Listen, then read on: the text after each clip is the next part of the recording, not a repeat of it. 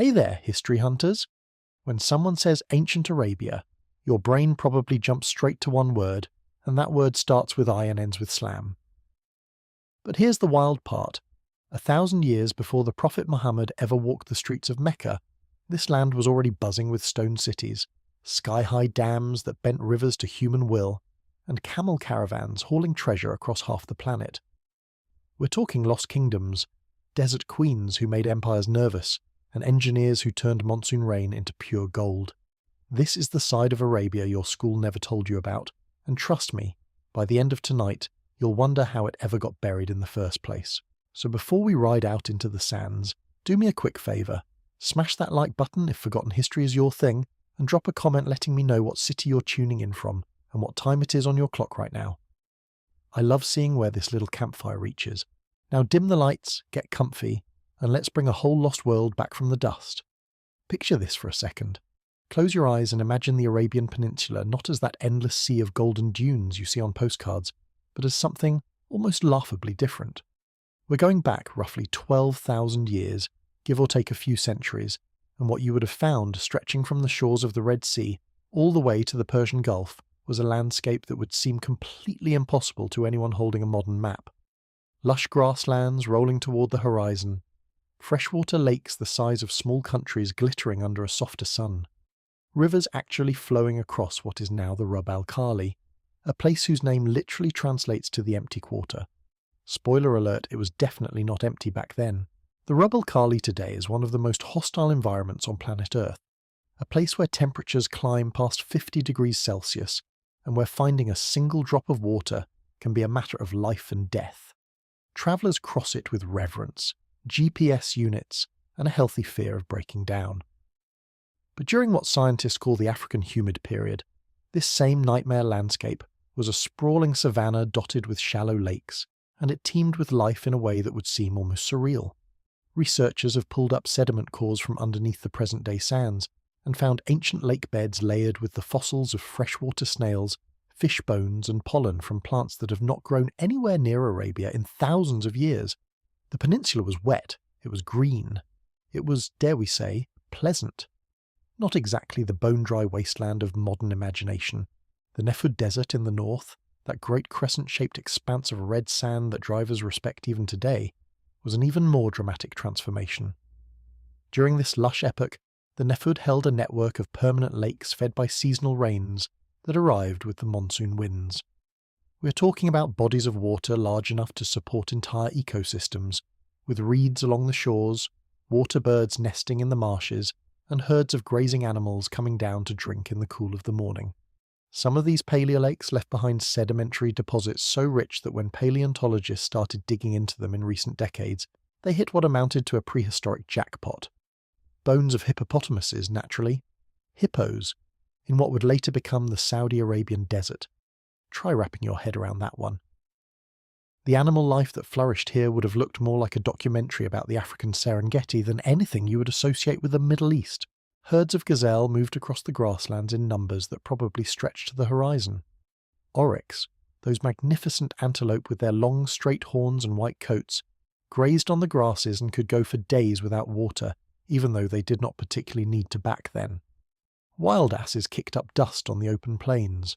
Ostriches, yes, actual ostriches, strode through the savannah on their long legs and their eggshells, which prehistoric humans collected and carved with delicate geometric patterns, still turn up in archaeological digs today.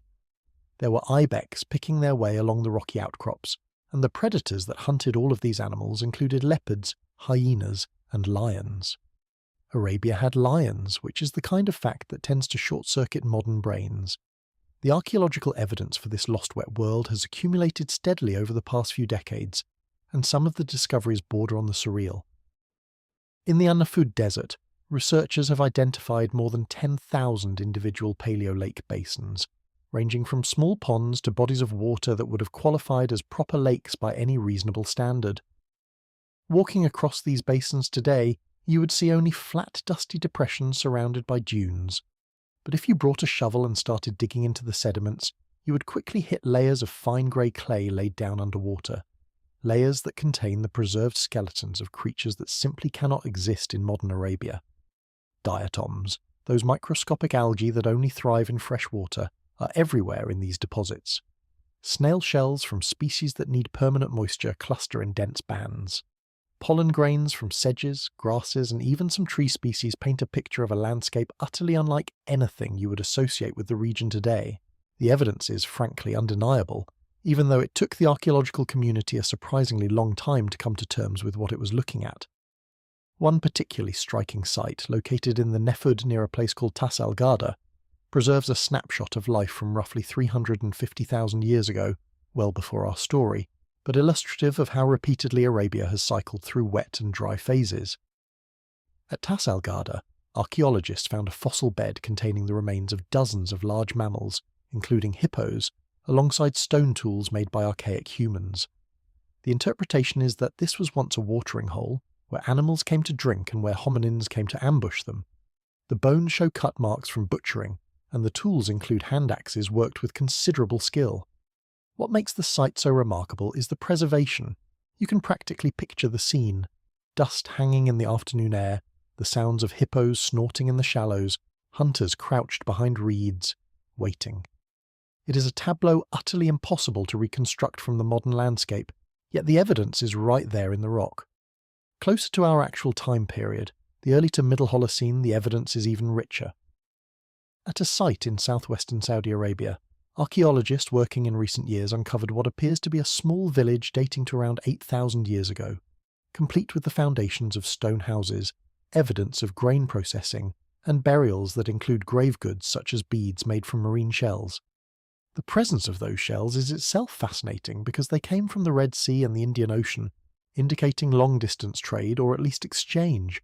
The grain processing equipment suggests these were not pure hunter-gatherers, but rather people experimenting with the cultivation, or at least intensive harvesting of wild cereals. They were transitioning slowly towards something resembling settled agricultural life, though the climate was still benign enough that they did not need to commit fully to farming the way Mesopotamian and Levantine populations were beginning to do during this same period. The cattle herding tradition deserves special mention, because it represents one of the most distinctive cultural markers of green Arabian populations. Across the peninsula, in regions where cattle could not possibly survive today, archaeologists have found extensive evidence of cattle keeping, including butchered bones in cooking sites, depictions of cattle in rock art, and even what appear to be cattle burial mounds. Yes, cattle burial mounds. In several locations, ancient Arabians built circular stone monuments containing the bones of cattle, sometimes adorned with offerings, sometimes oriented toward astronomical features like the rising sun on particular dates. These structures suggest that cattle held a spiritual or symbolic importance that went well beyond their economic value as a food source. Among many traditional African pastoralist cultures today, cattle occupy a similar role, valued not just for milk and meat, but as living wealth, as symbols of prestige, as participants in religious ceremonies. The Arabian pattern looks remarkably similar, which makes sense given the deep cultural connections between Arabia and Northeast Africa during this period when the Red Sea was a relatively easy crossing rather than a serious barrier. Even more astonishingly, recent fossil finds in northern Arabia have turned up the bones of elephants, or rather the ancestors of elephants, including a species called Paleoloxodon that grew to truly enormous proportions. We are talking about animals that stood over 4 meters at the shoulder, which is bigger than any elephant alive today by a substantial margin. The presence of these giants in Arabia tells us that the ecosystem was not just green, but seriously productive, capable of supporting megafauna that needed enormous quantities of vegetation to keep their massive bodies fed. There were also ancient relatives of the cheetah, plus various species of hippos that wallowed in the muddy shallows of those long-vanished lakes. Putting all of this together, the Arabian Peninsula during this period looked far more like East Africa than anything resembling its modern self. Into this rich world came humans. They arrived in waves, probably moving north out of Africa across the southern straits, where the Red Sea narrows to a relatively crossable distance, then spreading throughout the peninsula as conditions allowed. These were not the first humans to set foot on Arabian soil. Earlier waves of hominins, including Homo erectus and possibly Neanderthals, had passed through during previous wet phases hundreds of thousands of years before. But the people who arrived during this particular green window were anatomically modern humans, our direct ancestors and cousins, and they made themselves comfortable in a way that suggests they understood they had stumbled into something special. Imagine being one of them, walking out of a desert margin and seeing actual grass under your feet for the first time. The relief must have been considerable. The lifestyle these early Arabian populations developed was a hybrid of hunting, gathering, and eventually a kind of proto-pastoralism that would eventually become the foundation of nomadic culture across the region. They tracked herds across the grasslands, killing what they needed and following the seasonal rhythms of the animals. They harvested wild grains from the savannah, ground them on stone slabs, and supplemented their diet with whatever fruits, tubers, and small game they could find. Around the lakes they built temporary camps, returning to the same spots year after year as the wet seasons rolled around, leaving behind layers of stone tools, butchered bones, and the ash from their cooking fires. Archaeologists today can read these layers like pages in a book, and what those pages tell us is that these people were not just surviving, they were thriving in the relaxed way that hunter-gatherers tend to thrive when the environment is generous. Their toolkits give us some of the clearest pictures of who they were. Stone artifacts from this period, scattered across the peninsula in densities that have surprised even seasoned researchers, show technological sophistication and regional variation. There are beautifully crafted hand axes from the early phases, finely flaked points and scrapers from the middle phases, and increasingly refined microliths from the later phases as the people refined their hunting techniques. Some of these tools were made from local materials like quartzite and chert, while others were fashioned from stone that had been carried hundreds of kilometers from distant sources, which tells us that trade networks, or at least exchange networks, were already crisscrossing the peninsula thousands of years before anyone ever thought to write anything down. People knew each other, they moved, they communicated. The peninsula was anything but isolated. The rock art these populations left behind is where the story really comes alive, because it gives us something stone tools cannot. It gives us a window directly into their minds.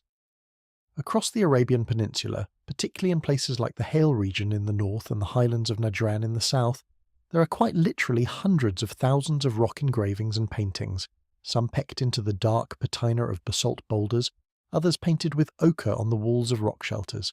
The earliest of these images, dating to the Green period, are dominated by exactly what you would expect given the environment. Cattle, lots of cattle. Long-horned beasts that look like the famous aurochs of European cave art, hunters with bows pursuing antelope, lions stalking their prey, hippos in the water, crocodiles even, which we know from sediment evidence really did live in those ancient Arabian lakes. What strikes you when you stand in front of these images, or even just look at high-quality photographs, is how confident the artists were. These were not tentative scratchings. These were bold, fluid, often life-sized depictions executed by people who had clearly been refining the craft for generations.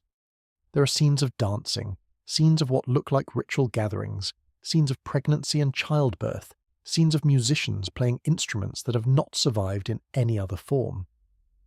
There are mysterious figures with elaborate headdresses that may represent shamans or priests, though without written context we can only guess.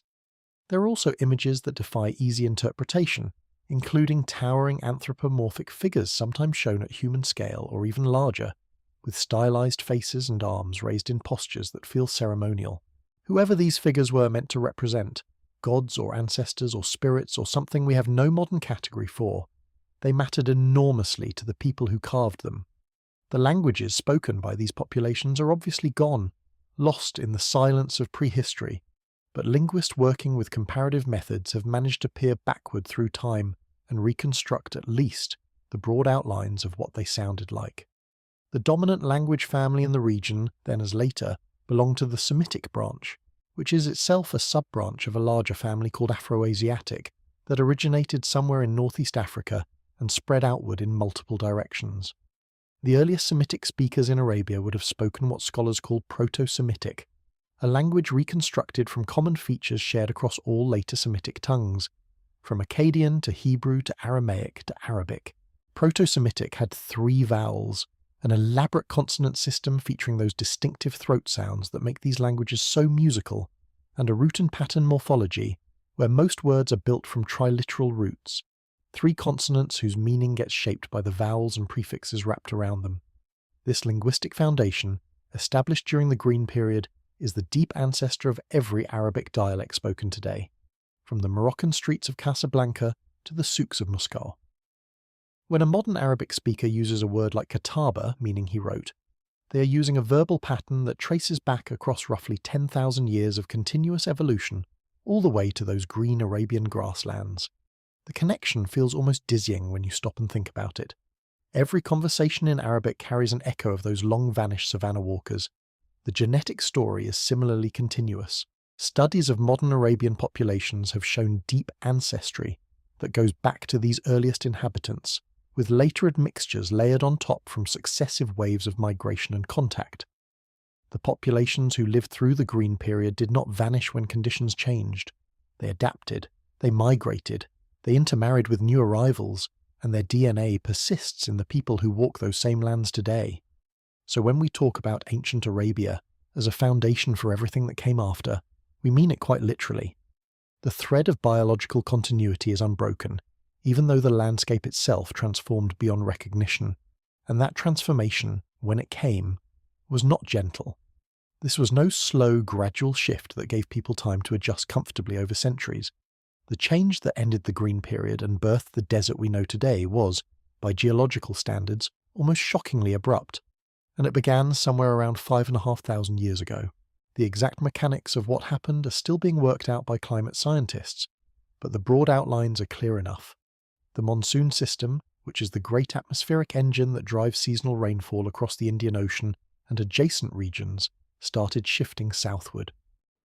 The reasons for this shift are tied to subtle changes in the tilt of the Earth's axis, a phenomenon called orbital forcing, which over thousands of years can dramatically alter how solar energy reaches different parts of the planet.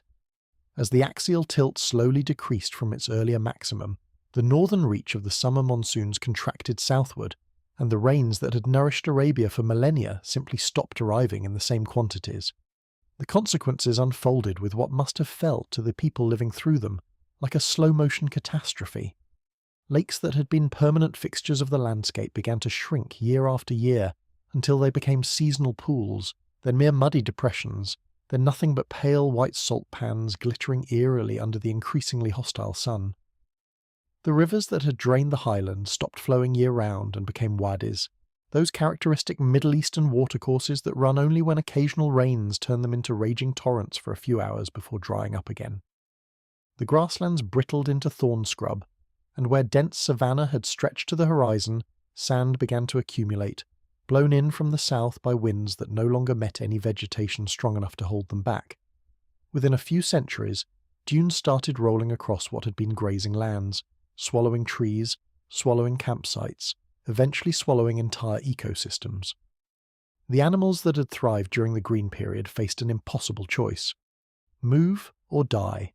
The hippos, the elephants, the crocodiles, the lions, all of them retreated southward toward Africa, or simply went extinct in Arabia, their populations crashing as the lakes vanished and the grasslands shriveled. Some species, the ones adapted to dry conditions, managed to hang on. Oryx, gazelles and ibex still survived in pockets, having evolved physiologies capable of going long periods without water. But the great herds were gone, and with them went a way of life that had sustained human populations for thousands of years. You cannot run a hunter-gatherer economy on memories of vanished animals. The math just does not work.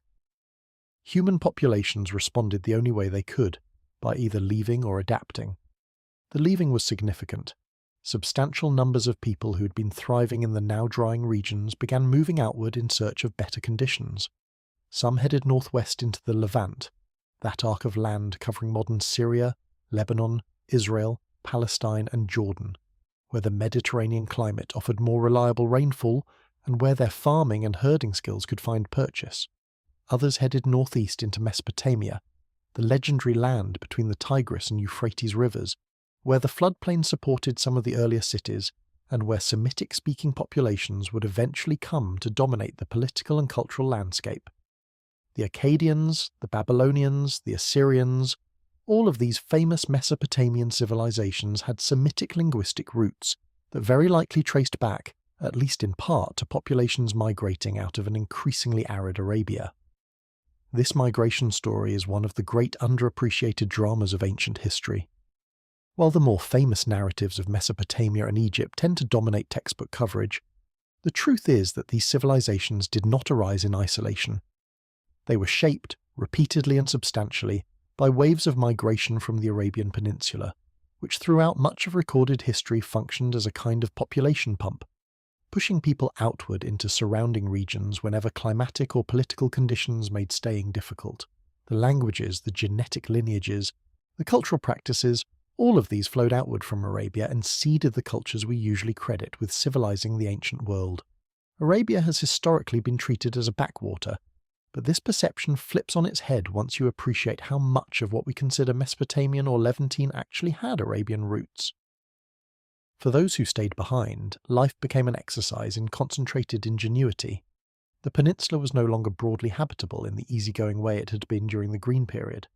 Now survival required clustering around the few remaining sources of reliable water, the oases scattered like green pearls across the increasingly hostile landscape. Places like Tema in the northwest, Yathrib, which would much later become Medina, Najran in the south, and 100 smaller oases became the new centres of human life.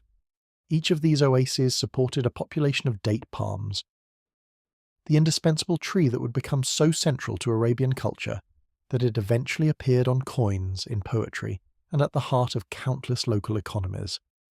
Around the palm groves, people grew vegetables, raised goats and sheep, and developed the sophisticated techniques of dry land agriculture that would characterize Arabian farming for millennia. In the highlands, particularly the Hijaz Mountains that run along the Red Sea coast, and the towering Sarawat range that defines the western edge of Yemen, populations clung to higher elevations where altitude squeezed enough moisture out of the atmosphere to support permanent settlement. These mountain refugees were like islands in a sea of growing desert, and the people who lived in them developed remarkable adaptations: terraced agriculture climbing up vertical slopes, intricate water collection systems that captured every drop of seasonal rain, fortified villages perched on ridgetops where defence and water management could be combined. The Yemeni highlands in particular would later give rise to some of the most spectacular civilizations the peninsula ever produced, but the foundations of those civilizations were being laid during this period of climatic stress, when survival itself required extraordinary engineering creativity. Then there were the people who chose what we might call the third path. They neither fled the peninsula nor clustered defensively around the oases. They embraced the new reality and built a lifestyle around movement itself. These were the ancestors of the great nomadic traditions that would later define Arabian culture in the eyes of the outside world. They learned to follow seasonal pastures, moving their herds of sheep and goats from one patch of vegetation to another, timing their movements to coincide with the brief blooming of desert plants after rare rainfall events. The camel, that improbable animal which would later become so completely synonymous with Arabia, had not yet been domesticated at this point. That development would come later, perhaps around 3,000 to 2,000 years before the Common Era, and when it did, it would revolutionize the possibilities of nomadic life by allowing humans to traverse distances and survive water-deprived stretches that no donkey or sheep could ever manage. But even before the camel arrived to transform everything, the foundations of nomadism were being laid. People learned to read the desert, to understand which valleys held lingering moisture after a rare rainstorm, to identify the plants that signaled underground water, to navigate by stars across landscapes where every horizon looked like every other horizon.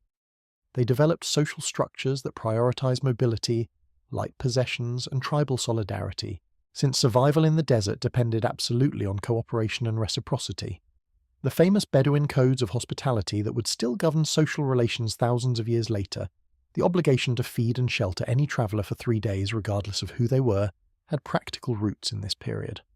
When everyone might need help someday, refusing help to strangers becomes a luxury no one can afford. The cultural fragmentation that emerged from this transformation is one of the defining features of post-Green Arabia. Where the earlier landscape had supported relatively continuous populations sharing broad cultural traits, the new geography of oases, mountains, and pastoral routes produced a mosaic of distinct local cultures, each shaped by its specific environment. The people of the southern Yemeni highlands, with their reliable monsoon-fed agriculture and access to maritime trade, developed sophisticated urban civilizations. The oasis dwellers of the Central Peninsula developed merchant economies focused on facilitating trade between different regions. The desert nomads developed warrior cultures emphasizing mobility, raiding, and the protection of caravan routes. These different lifestyles existed side by side, sometimes peacefully, sometimes in tension, and the dynamic between them would shape Arabian history for the next several thousand years. Politically, the post-Green period saw none of the grand unified states that emerged in Mesopotamia or Egypt. The Arabian environment was too fragmented for that kind of centralization, with its scattered oases and mountain refuges connected only by tenuous routes across hostile terrain. Instead, what developed was a system of small kingdoms, tribal confederations and city-states, each controlling a particular oasis or trade route or stretch of mountain valley. Each maintaining shifting alliances with its neighbours. This pattern of organised fragmentation, sometimes called segmentary lineage society by anthropologists, would persist throughout antiquity, and indeed in some forms right up to the modern era. It was not an absence of politics. It was a different style of politics, one suited to a landscape where no single power could ever dominate the whole. The technological adaptations that emerged from this period of stress are deeply impressive when you really look at them. Faced with water scarcity, Arabian populations became some of the world's premier hydraulic engineers, developing techniques for water collection, storage, and distribution that allowed sophisticated civilization to flourish in conditions that would seem impossible. They built underground channels called qanats, which captured water from mountain aquifers and channeled it for kilometers under the desert surface to emerge at oases where it could be used for irrigation. They constructed massive stone cisterns to hold rainwater from rare storms, with capacities measured in tens of thousands of litres. They terraced hillsides to slow runoff and capture every drop of moisture that fell during the brief rainy seasons. These engineering achievements, while less famous than the pyramids of Egypt or the ziggurats of Mesopotamia, were equally impressive in their own way, particularly given the constraints they were responding to. The development of these water systems was not a sudden burst of inspiration, but rather the cumulative product of countless generations of trial and error, with each community learning from its neighbours and from its own painful mistakes. A village that miscalculated the slope of an irrigation channel might watch a year's worth of harvest fail because the water arrived too quickly or not at all.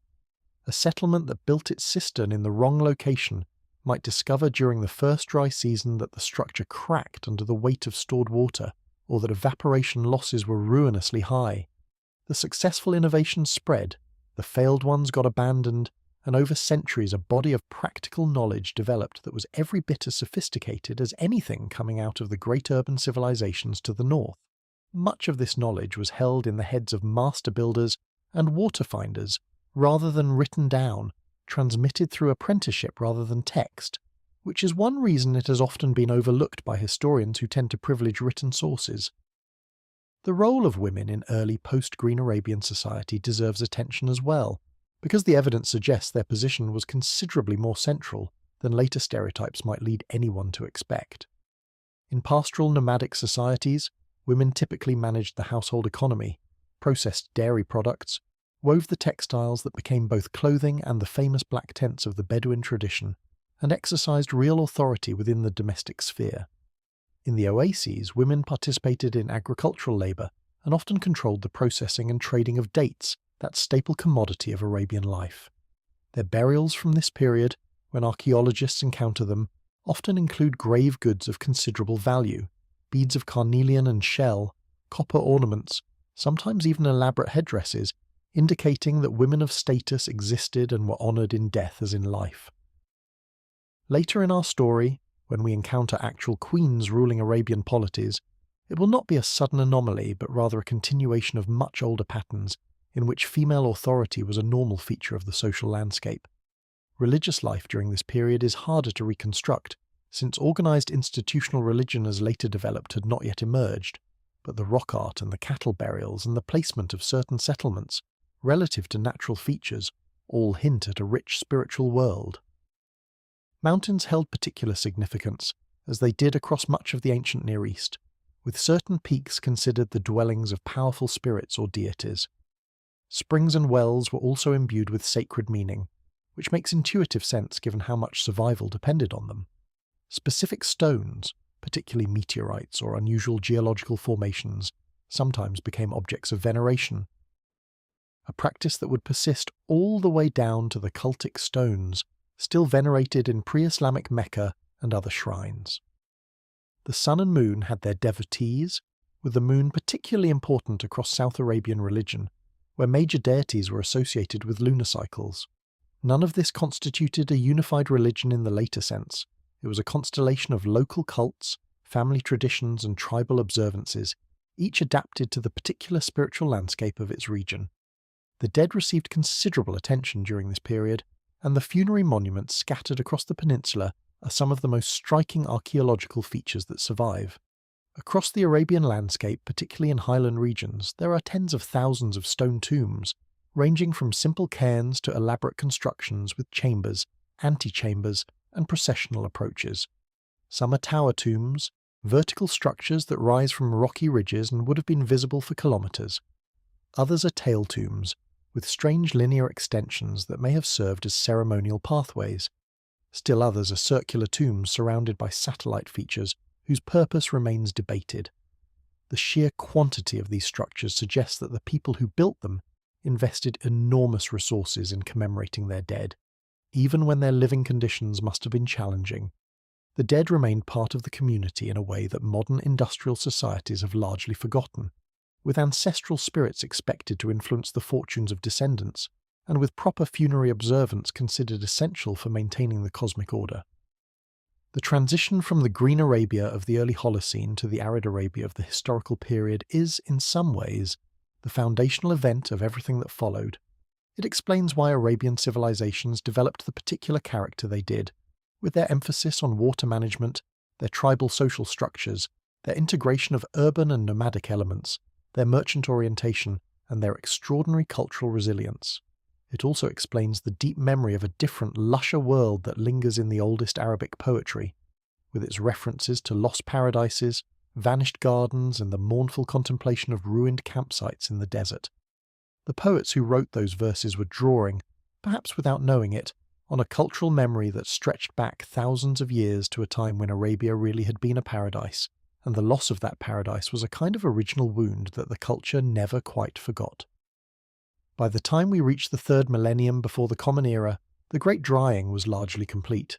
The Arabia that the ancient Mesopotamians, Egyptians, and later Greeks and Romans would encounter was the Arabia we recognize today, a vast peninsula of desert, oasis, and mountain, sparsely populated but strategically vital, harsh but not impossible, dangerous but home to people who had learned to thrive in conditions that would have seemed impossibly forbidding to outsiders.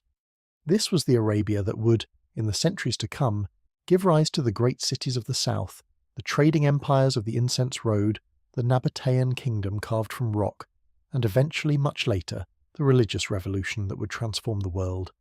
But all of that lay in the future. For now, in the third millennium, the peninsula was settling into its new identity, and the survivors of the Great Drying were figuring out how to make a difficult landscape into a home worth fighting for. Which, as the next chapter of this story will show, is exactly what they did. As the Great Drying settled into its harsh new normal and Arabian populations adapted to their fragmented landscape, something remarkable began stirring along the eastern shores of the peninsula. The Persian Gulf, that warm, shallow sea that separates Arabia from Iran, became the cradle of the peninsula's first true urban civilizations. While the interior was busy figuring out how to survive in the new arid reality, the coastal communities were discovering that their position offered something the desert dwellers could only dream about: reliable access to the sea with all the trade, food, and connections that came with it. The third millennium before the Common Era, roughly 5,000 years ago, saw these coastal communities transform from scattered fishing villages into organized polities that would eventually rival the more famous civilizations to the north.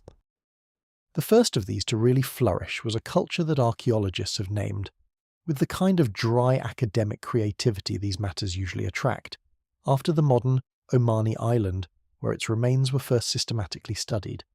The Nar culture takes its name from a small island in the Abu Dhabi area, where excavations starting in the 1950s revealed the extraordinary tombs and settlements that would come to define our understanding of this civilization. The name literally translates to Mother of Fire, which referred to the lighthouse that once stood there, but it stuck as the label for the entire culture that flourished across what is now the United Arab Emirates and northern Oman from roughly 2700 to 2000 before the Common Era. These were not desert nomads. These were settled people building substantial stone towers, organised villages, and elaborate communal tombs that suggest a society capable of considerable organisation and surplus production. The settlements of the Nar people were typically built around freshwater sources, often near the foothills where mountain streams emerged from the rock to feed groves of date palms and small fields of grain. The houses were rectangular in plan, built from local stone with mud mortar, often featuring multiple rooms arranged around small courtyards. The stone towers, which are perhaps the most distinctive architectural feature of the culture, range from modest defensive structures to impressive complexes with diameters of more than 30 metres and walls thick enough to suggest serious investment in security. Whether these towers served primarily defensive purposes, communal storage functions, status display, or some combination of all three remains debated among archaeologists. What is clear is that building them required organised labour, planning, and the ability to mobilise resources beyond what any individual family could manage. These were people working together at a level of complexity that qualifies as proto-urban at minimum. The tombs of the and Na period are where things get really fascinating. Unlike the cattle burial mounds of earlier periods or the individual cairn graves of nomadic peoples, these were elaborate communal structures, circular tombs built from carefully dressed stone, with chambers divided by internal walls and entries oriented toward the rising sun on particular dates. The largest of these tombs could hold the remains of dozens or even hundreds of individuals, with bones gathered together in collective deposits that mixed multiple generations of a community in death, the same way they had been mixed in life. The architecture of these tombs is sophisticated enough to make modern visitors do a double take. The exterior facades sometimes feature low-relief carvings of bulls, snakes, scorpions, and human figures, and the masonry is precise enough to suggest professional builders working from established traditions. These were not improvised burial sites. They were carefully designed monuments, almost certainly imbued with religious significance that we can only partially reconstruct. What gave the Na people their wealth was a combination of factors, but the central one was metal, specifically copper. The mountains of what is now Oman contain rich copper ore deposits, and the people of this culture had figured out how to extract, smelt and trade this incredibly valuable commodity to the great civilizations of Mesopotamia. To the Sumerians and later the Akkadians, this copper-rich land was known as Magan, and references to Magan appear in cuneiform texts from the 3rd millennium with remarkable frequency. Magan provided the copper that filled Mesopotamian armories with weapons, that Mesopotamian craftsmen turned into pots and tools and ornaments, that Mesopotamian temples used in ritual implements. The trade relationship was substantial enough that Akkadian texts mention Magan ships arriving at the docks of Mesopotamian cities, loaded with copper ingots and other valuable goods. We are talking about regular international commerce, conducted by sea, between organised states across distances that would have seemed enormous at the time. The smelting operations themselves have been excavated at numerous sites in the Omani interior, and they tell a story of industrial-scale production that puts paid to any notion that ancient Arabia was a backwater. There are slag heaps containing tens of thousands of tons of waste material from copper extraction, accumulated over centuries of continuous operation.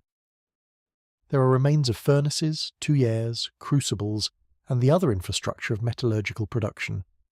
There are workshops where the raw copper was fashioned into ingots of standardized weight, presumably to facilitate exchange.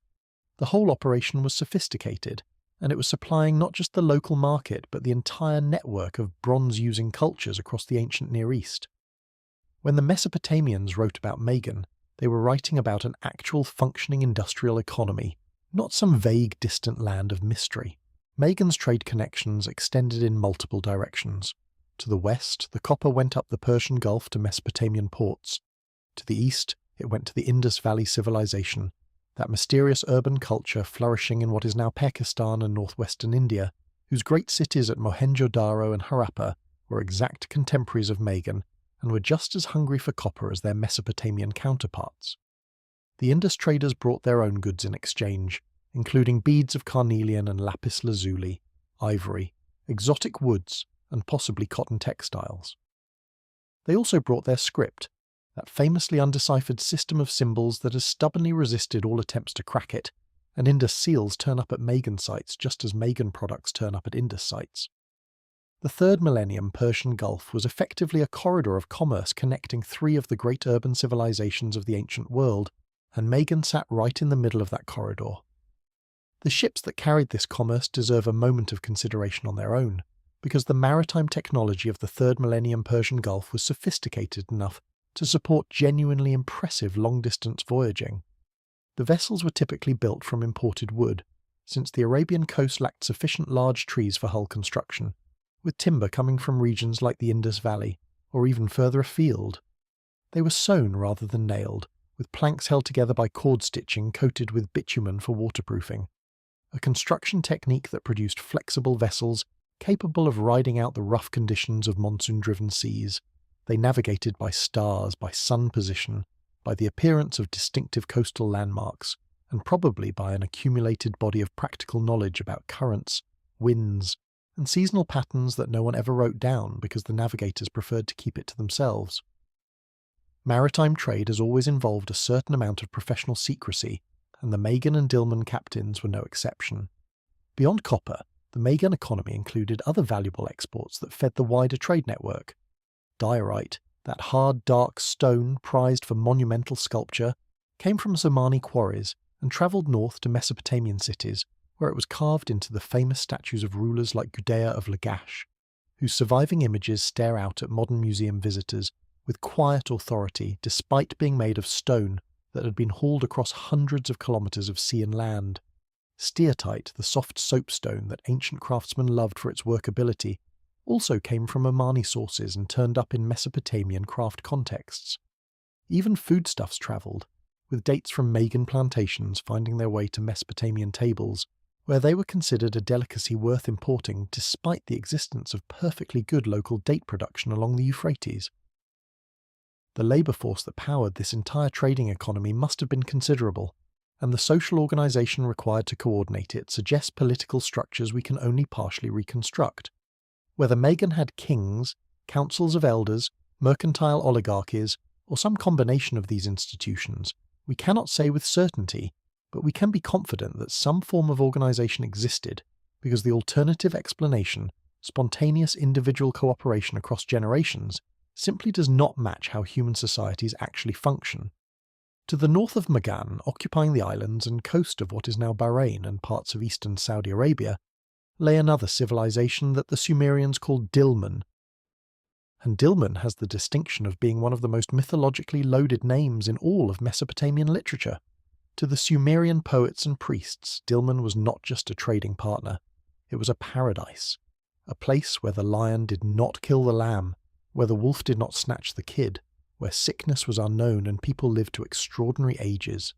The Sumerian creation myth has the gods placing the first human beings in Dilmun. The flood story has the survivors of the Great Deluge ending up in Dilmun, granted eternal life by the gods as a reward for preserving the seed of humanity.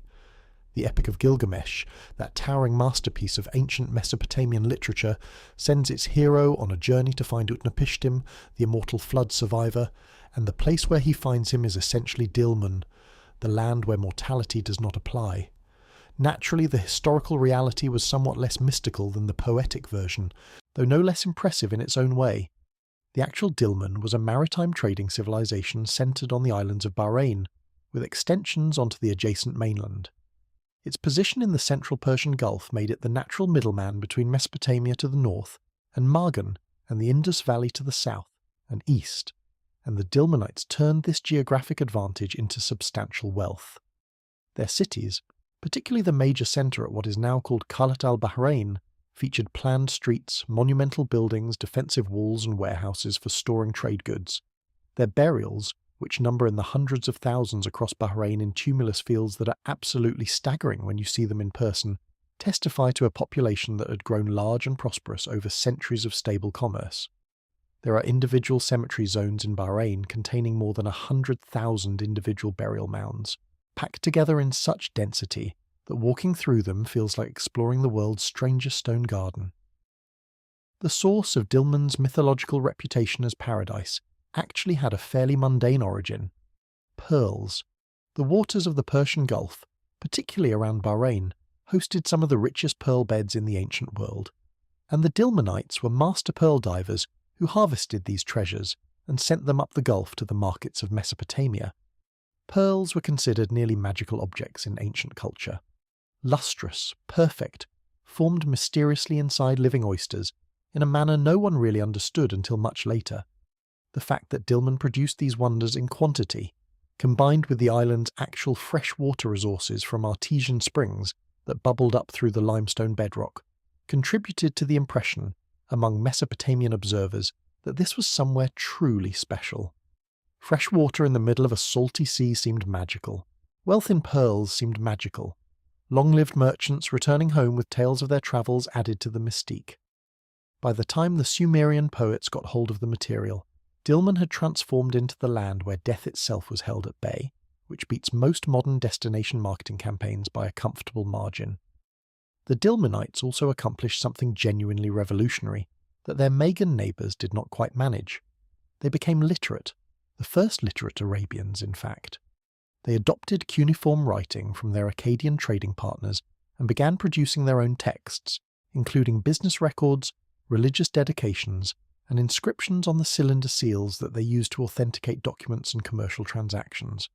The seals themselves are exquisite little objects, miniature works of art carved from steatite or other soft stones, depicting bulls, gazelles, geometric patterns, ritual scenes, and the occasional human figure. They functioned essentially like personal signatures or company logos in ancient commerce, with merchants rolling their seals across wet clay to leave an authenticating impression on documents and on the seals of jars, sacks, and storerooms. The geographic distribution of these Dilmun seals tells the story of their commercial reach with stunning clarity. They have been found, in solid archaeological contexts, in the great cities of Mesopotamia, including Ur, Uruk, and Babylon. They have been found in the Indus Valley, particularly at Mohenjo-Daro and Lothal, the latter being a coastal Indus site that may have functioned as a trading station specifically for the Persian Gulf commerce. They have been found at Susa in southwestern Iran, at sites along the Iranian coast, and as far west as Egypt in some debated cases. In effect, you can map the trade networks of the third millennium by tracking where these seals turn up, and the map shows a thoroughly interconnected world centred, surprisingly to anyone working from the standard Mesopotamia and Egypt narrative, on the Persian Gulf. The temples of Dilmun, particularly the famous complex at Barba in northern Bahrain, give us a glimpse into the religious life of this maritime civilization. The Barba temple, built and rebuilt across several centuries beginning around 3000 before the Common Era, was dedicated to a god the Dilmunites called Enki or Ea in his Akkadian form, the deity associated with fresh water, wisdom, and the underground source of all life. The choice of patron deity makes perfect sense for a civilization whose entire fortune rested on the artesian springs that turned arid islands into productive paradise. The temple itself was built on a platform of carefully dressed limestone, with a sacred well at its centre where worshippers could draw fresh water that came directly from the underground sources. Around this central well, courtyards and chambers hosted ceremonies whose details we can only partially reconstruct, but which clearly involved animal sacrifice, libations of water and other liquids, and offerings of valuable goods, including bronze figurines that have been recovered from the temple precincts. The daily life of ordinary Dilmunites, beyond the merchants and priests who appear most prominently in the surviving evidence, can be partially reconstructed from the residential excavations at sites like Sar, a substantial Bronze Age village on Bahrain that has been carefully studied. The houses here were modest single-family dwellings of mud brick, organised along narrow streets that suggest planned urban layouts rather than spontaneous growth. The artefact assemblages from these houses include cooking vessels, storage jars, small fishing tools, weights and measures suggesting commercial activity, and the occasional luxury item indicating that even ordinary households participated in the wider exchange networks. Diet appears to have been heavy on fish and shellfish, supplemented by dates, cereals, and the occasional sheep or goat, with the substantial quantities of fish bones in domestic refuse showing how thoroughly the Gulf provided for those who lived along its shores. The languages spoken in Magan and Dilmun are themselves an interesting puzzle, and they connect back to a topic worth exploring more broadly. While the literate elite of Dilmun used Akkadian, a Semitic language, for their commercial and diplomatic correspondence, The everyday spoken languages of these populations were probably distinct from Akkadian and probably belonged to either earlier branches of the Semitic family or to language groups entirely unrelated to Semitic. Some scholars have suggested that the original Dilmun language might have been an isolate, related to no known modern family, while others have argued for connections to early Proto-Semitic varieties. The truth is, we simply do not know with certainty, because the texts we have from Dilmun are written in Akkadian rather than the local vernacular. It is rather like trying to reconstruct medieval English from documents written in Latin. You get glimpses through proper names, loanwords, and the occasional puzzled comment from a Latin-writing scribe. But the actual living language remains frustratingly out of reach. Beyond the urban civilizations of the Gulf Coast, the broader peninsula during this period was developing in ways that produced some of the most extraordinary artistic and linguistic legacies of the ancient world, even though the people who created these legacies remained, by choice or by circumstance, illiterate. The rock art tradition that had begun during the Green Period continued and intensified throughout the Dry Period, with successive generations adding new images to existing galleries while opening up new sites in response to changing settlement patterns. The result is one of the densest concentrations of prehistoric rock art anywhere on Earth, distributed across the peninsula in a way that mirrors the distribution of pastoral and oasis populations, with particular concentrations in places where rocky outcrops provided suitable canvases. The rock art galleries of the Hale region in northern Saudi Arabia represent perhaps the most extensive of these collections. Across an area of several hundred square kilometres, on dark basalt boulders and sandstone cliffs, ancient artists left tens of thousands of individual images. There are hunting scenes, naturally, with archers pursuing oryx and gazelle through what was clearly difficult terrain. There are images of camels, both wild and domesticated, with the latter becoming increasingly common as the period progressed and the camel transformed from occasional prey to indispensable transportation animal. There are horsemen, chariots, and warriors with shields and spears, indicating that pastoral life had its violent dimensions just as urban life did. There are scenes of communal activity, possibly ritual gatherings, with figures arranged in circles or processions. There are images of musicians playing instruments that must have been important enough to commemorate in art, even though we have no other evidence of what they sounded like.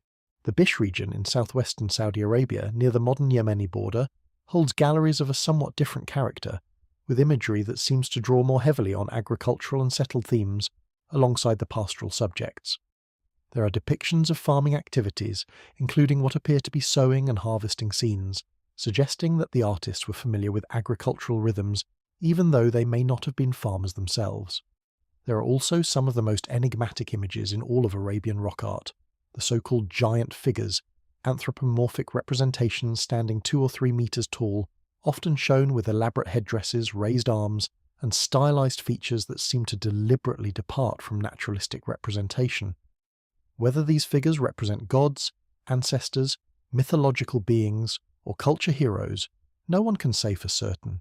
What they tell us is that the artists were operating within a sophisticated symbolic system, conveying meanings that mattered enormously to them and their communities, even though those meanings are now largely lost. The Najran galleries in the south, in what is now the borderland between Saudi Arabia and Yemen, preserve some of the most remarkable concentrations of rock art on the entire peninsula.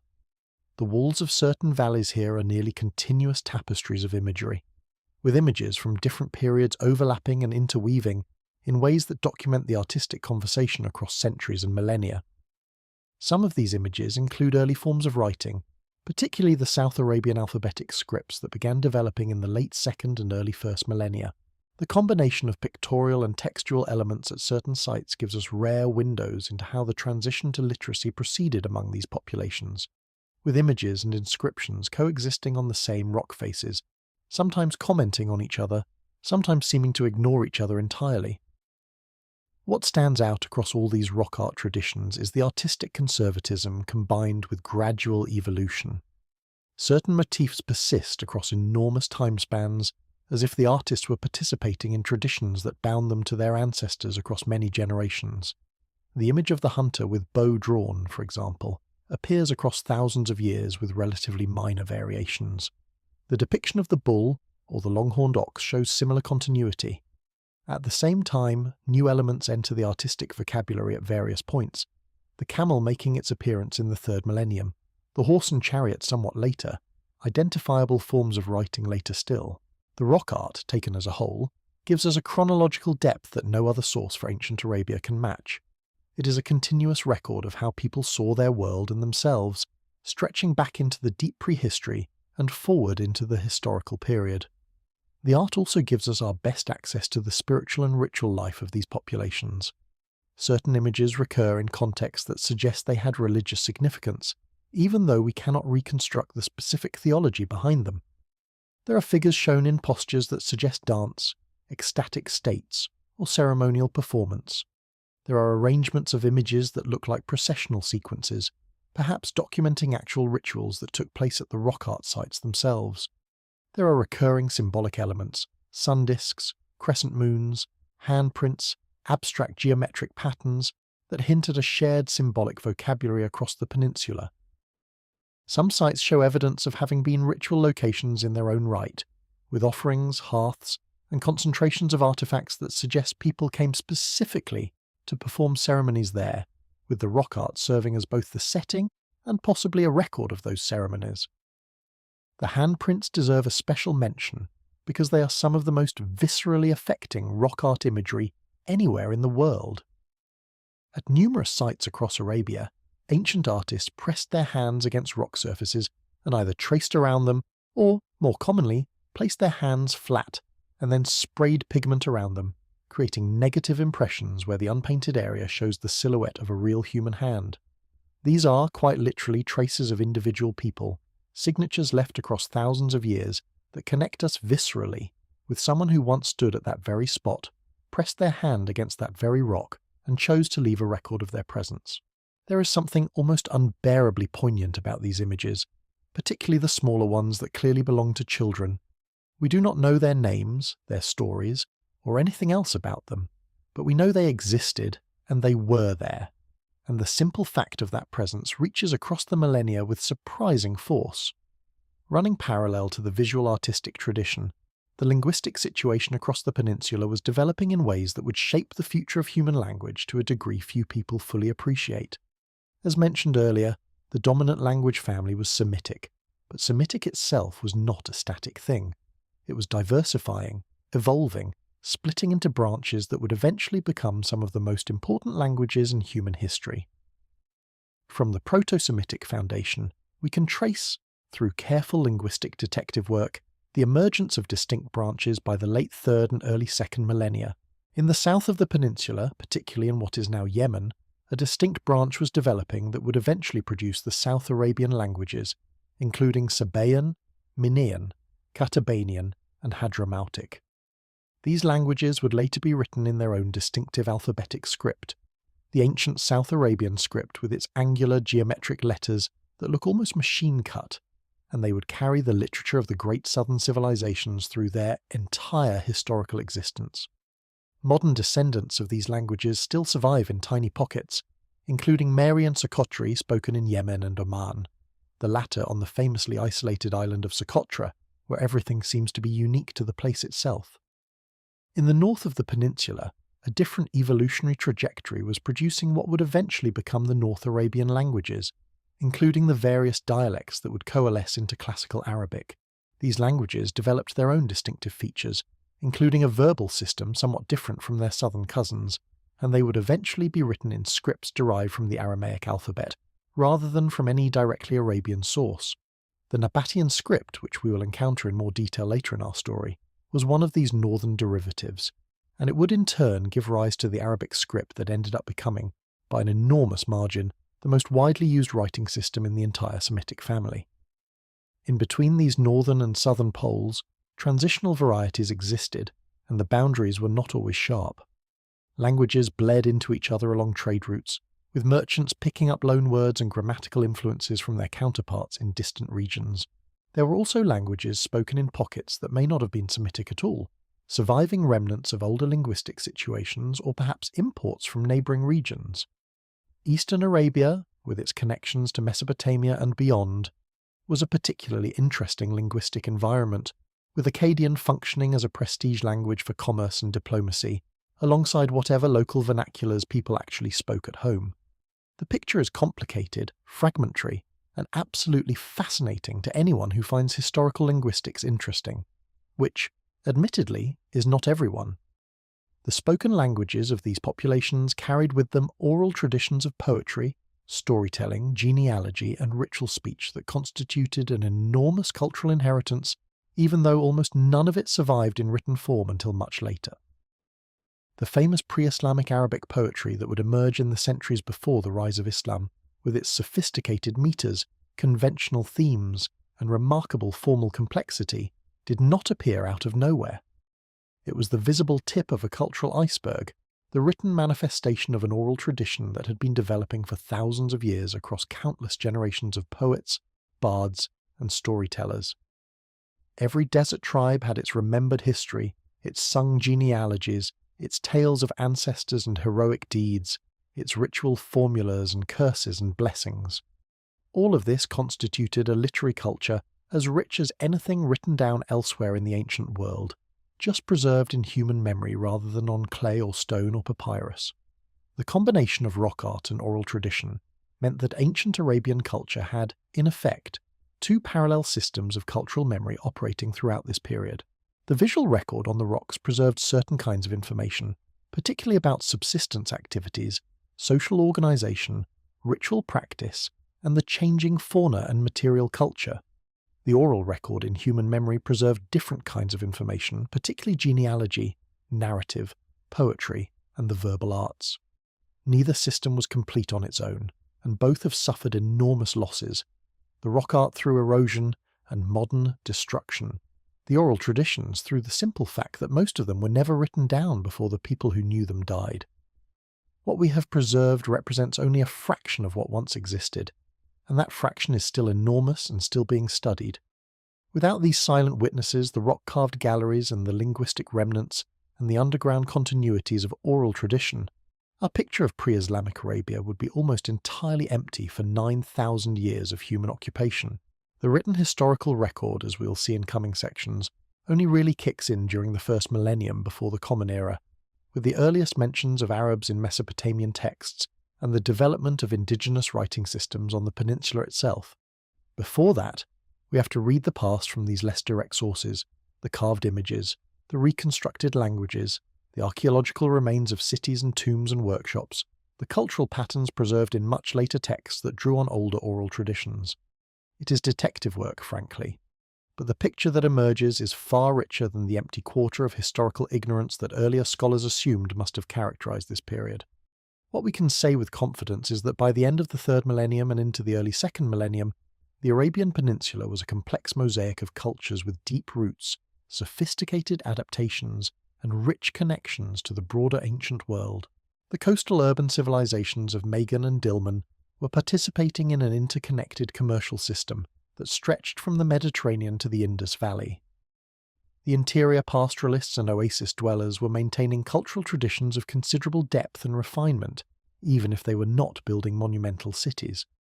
The artistic and linguistic developments of this period were laying foundations that would carry forward into the historical era, including the eventual emergence of writing systems, formal poetry, and organized religious traditions that would characterize Arabia in the centuries leading up to Islam.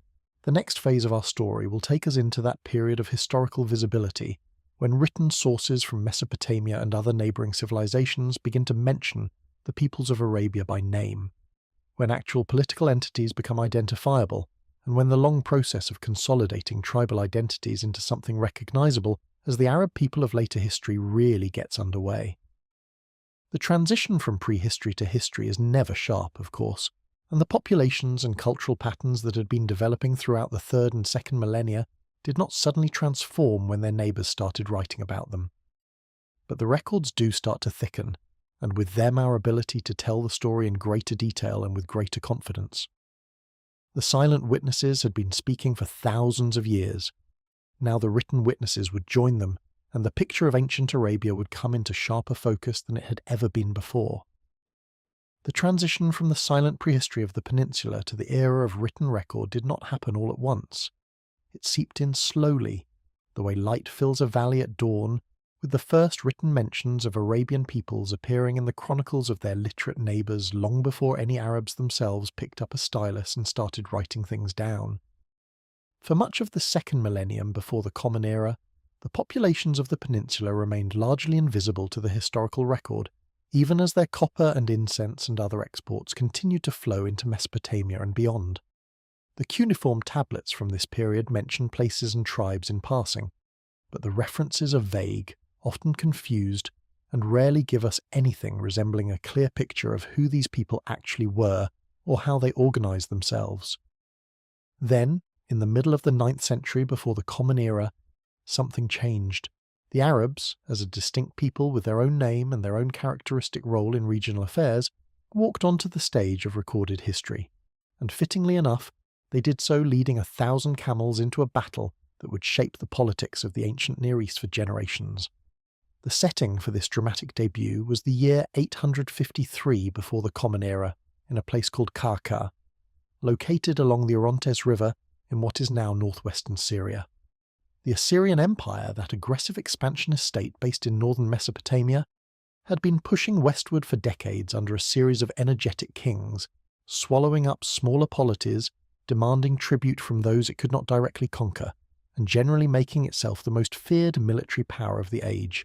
The current Assyrian monarch Shalmaneser III had inherited an army that had been refined into a frighteningly effective instrument of conquest by his predecessors, with iron weapons, professional cavalry, sophisticated siege equipment, and a reputation for brutality that often persuaded enemies to surrender before a single arrow had been loosed.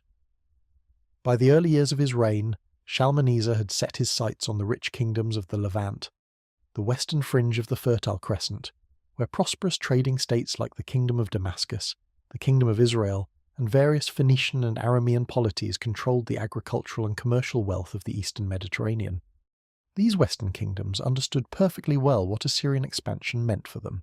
It meant either becoming tribute payers, with the loss of independence and the drain of resources that implied, or being conquered outright and incorporated into the Assyrian provincial system, which was generally even worse. Faced with this prospect, the rulers of the threatened states did something they normally avoided. They put aside their many quarrels with each other and formed a coalition. The list of participants in this anti-Assyrian alliance reads like a who's who of 9th century Levantine power.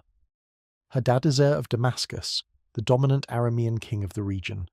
Ahab of Israel, that biblically infamous monarch whose marriage to the Phoenician princess Jezebel had drawn so much theological criticism from the prophets.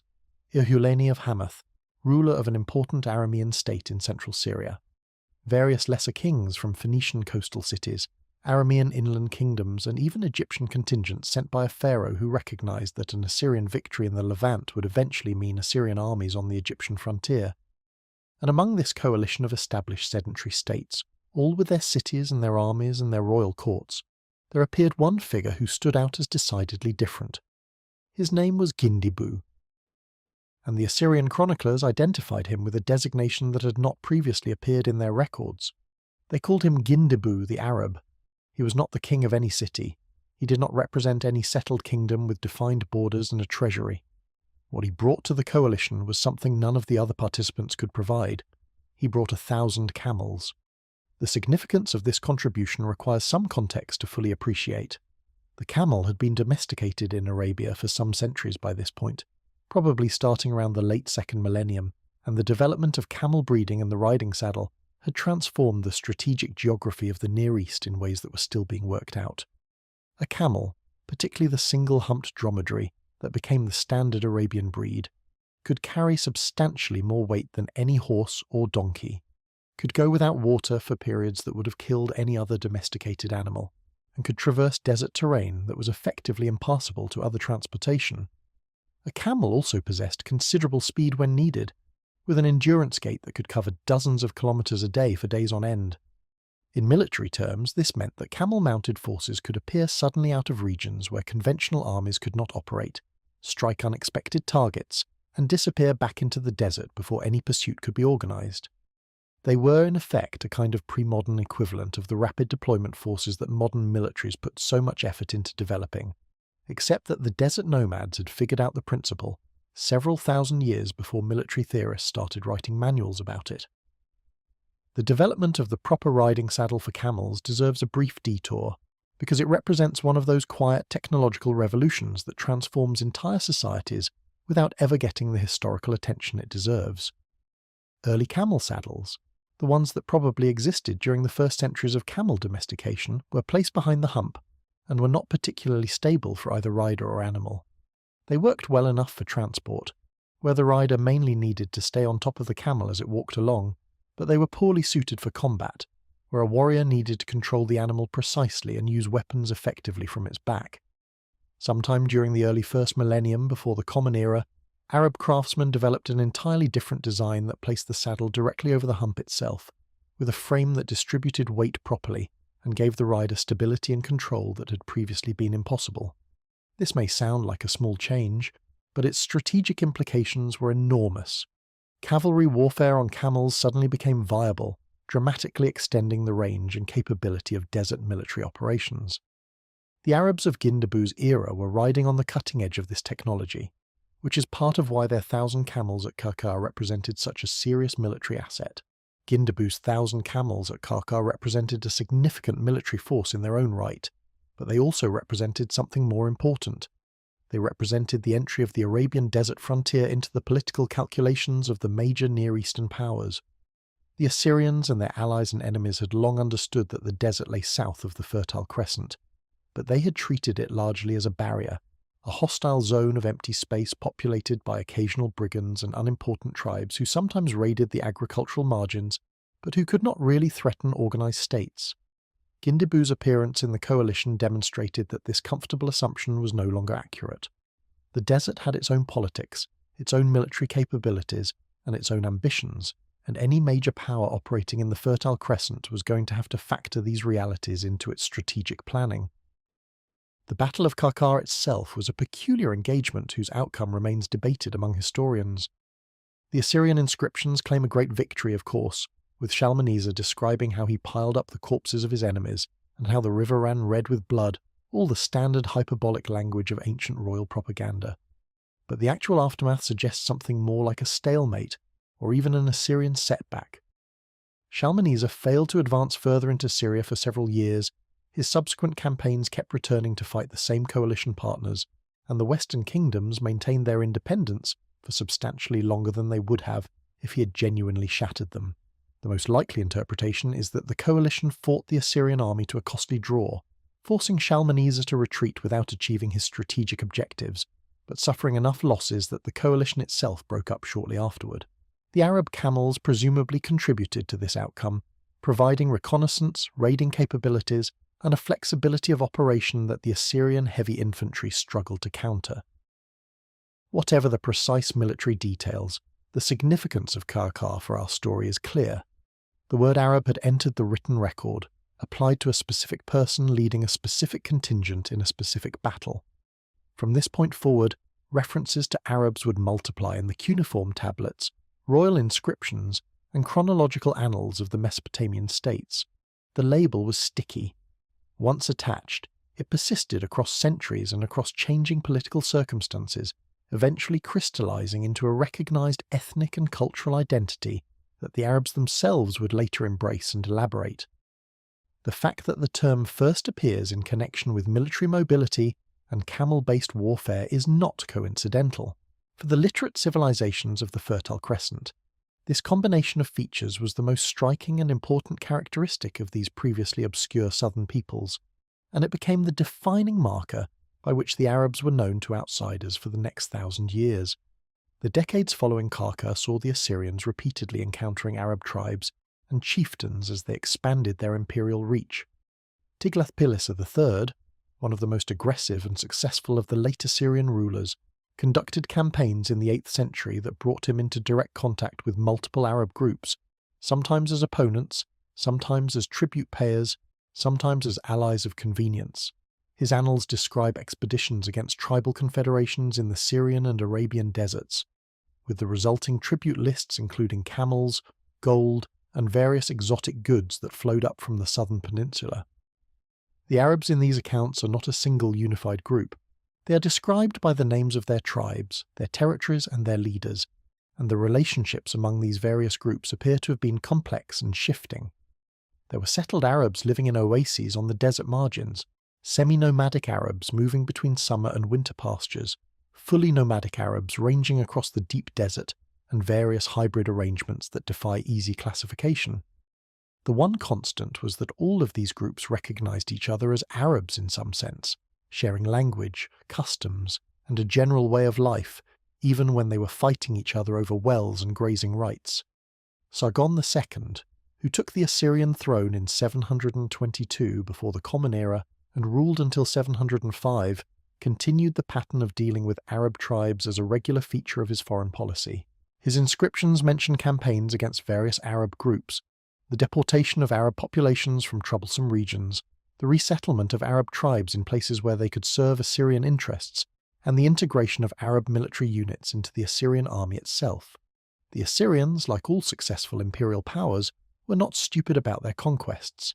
They understood that the Arabs possessed military capabilities that could be useful, particularly for desert operations and long-range reconnaissance, and they made systematic efforts to recruit Arab fighters into Assyrian service. Camel Corps appear in Assyrian military rosters from this period, made up largely of Arab personnel using Arab equipment and tactics under Assyrian overall command. It was an arrangement that proved mutually beneficial enough that variations of it would persist long after the Assyrian Empire itself had passed into history. The reign of Sennacherib, who ruled from 705 to 681 before the Common Era, brought the Arabs into one of the more dramatic episodes of Assyrian history, the prolonged confrontation with Babylon that culminated in Sennacherib's destruction of that ancient city in 689. The Babylonians had repeatedly resisted Assyrian dominance, often with the support of their southern neighbours in the Chaldean tribes and the Arab confederations that controlled the deserts to the west. Sennacherib's military campaigns against these allied resistors brought Assyrian armies deep into territories where they had to deal with Arab forces on Arab terms, and the resulting conflicts produced detailed descriptions of Arab tactics, leadership and political organisation. We learn, for example, that Arab tribes were typically led by chiefs whose authority derived from a combination of hereditary status, personal accomplishments in war and trade, and the consent of the tribal elders. We learn that Arab confederations were often loose and unstable, with member tribes joining and leaving as their interest dictated. We learn that Arab military operations relied heavily on speed, surprise, and the ability to disappear into terrain that conventional armies could not follow into. Esarhaddon, Sennacherib's successor, took a somewhat different approach to Arab affairs. Rather than relying primarily on military force, he attempted to extend Assyrian influence through a combination of diplomatic recognition, marriage alliances, and the strategic placement of Assyrian loyal leaders at the head of important tribes.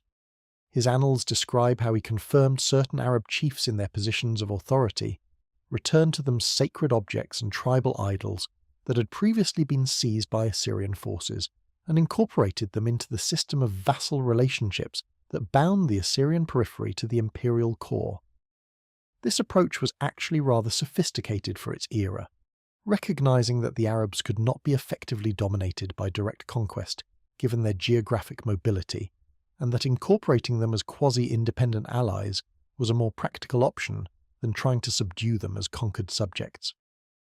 Ashurbanipal, the last great Assyrian monarch, and a man whose extensive library has provided modern scholars with much of what we know about ancient Mesopotamian literature, faced his own set of challenges with Arab populations.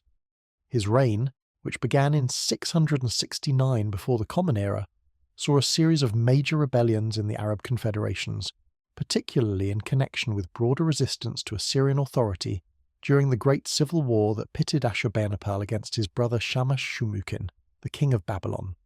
Various Arab tribes supported the Babylonian side in this conflict, and Ashurbanipal's eventual victory was followed by punitive expeditions against these resistors that produced some of the most detailed Assyrian descriptions of Arab life and customs. The reliefs from Ashurbanipal's palace at Nineveh, those magnificent stone carvings that decorated the walls of his throne room, include scenes of Assyrian troops attacking Arab encampments, with women and children fleeing on camels, while warriors fought rearguard actions to protect their families. These images, designed as propaganda celebrating royal victories, ironically preserves some of our best visual evidence for what Arab life actually looked like in the 7th century before the Common Era. The Arabs whom Ashurbanipal fought were not a unified people with a single political structure. They were a constellation of tribes and confederations, each with its own territory, its own leadership, and its own particular relationship to the wider regional politics. The Kedarites, perhaps the most prominent of these groups, controlled territories in the northern Arabian deserts and had been important players in regional affairs for several centuries. They appear in Assyrian sources as both opponents and trading partners, with their wealth derived from controlling caravan routes and from the breeding of high-quality camels and horses that were sought after across the entire Near East. The Nabateans, mentioned in some texts and probably ancestral to the later Nabateans we will encounter in our story, occupied territories that may have included parts of what is now southern Jordan and northwestern Saudi Arabia. The Tema Confederation controlled the important oasis of Tema in the northwestern peninsula, a place that would later figure dramatically in the affairs of the Babylonian king Nabonidus. There were also numerous smaller groups whose names appear once or twice in the surviving records, before fading back into the silence from which they briefly emerged. The internal organization of these tribal groupings followed patterns that anthropologists have studied extensively in surviving nomadic cultures, allowing us to fill in some of the details that the ancient sources leave vague. A typical tribe was based on real or fictive descent from a common ancestor, with a genealogy serving as the organizing framework for relationships among different lineages and clans within the tribe. Decisions of major importance were made through councils of senior men representing different lineages, with chiefs serving more as first among equals than as autocratic rulers. Authority depended heavily on demonstrated ability and personal qualities, rather than purely on inherited position, and a chief who proved incompetent or unjust could find his authority quietly evaporating, as tribal members shifted their loyalties to more capable leaders. This structure provided remarkable resilience and adaptability, since the tribe could function effectively even when individual leaders failed or fell in battle. But it also meant that tribal political life was perpetually competitive and shifting. Alliances formed and dissolved, factions rose and fell, and the apparent stability of tribal identity masked considerable internal dynamism. Hospitality functioned as something close to a sacred obligation in this tribal society, with the duty to feed and shelter any traveller, even an enemy under certain circumstances, considered absolutely binding for those with the means to fulfill it. The practical roots of this custom in a harsh environment, where everyone might need help someday, have already been mentioned, but its cultural elaboration went well beyond simple practicality. The host who provided generously gained prestige and reputation.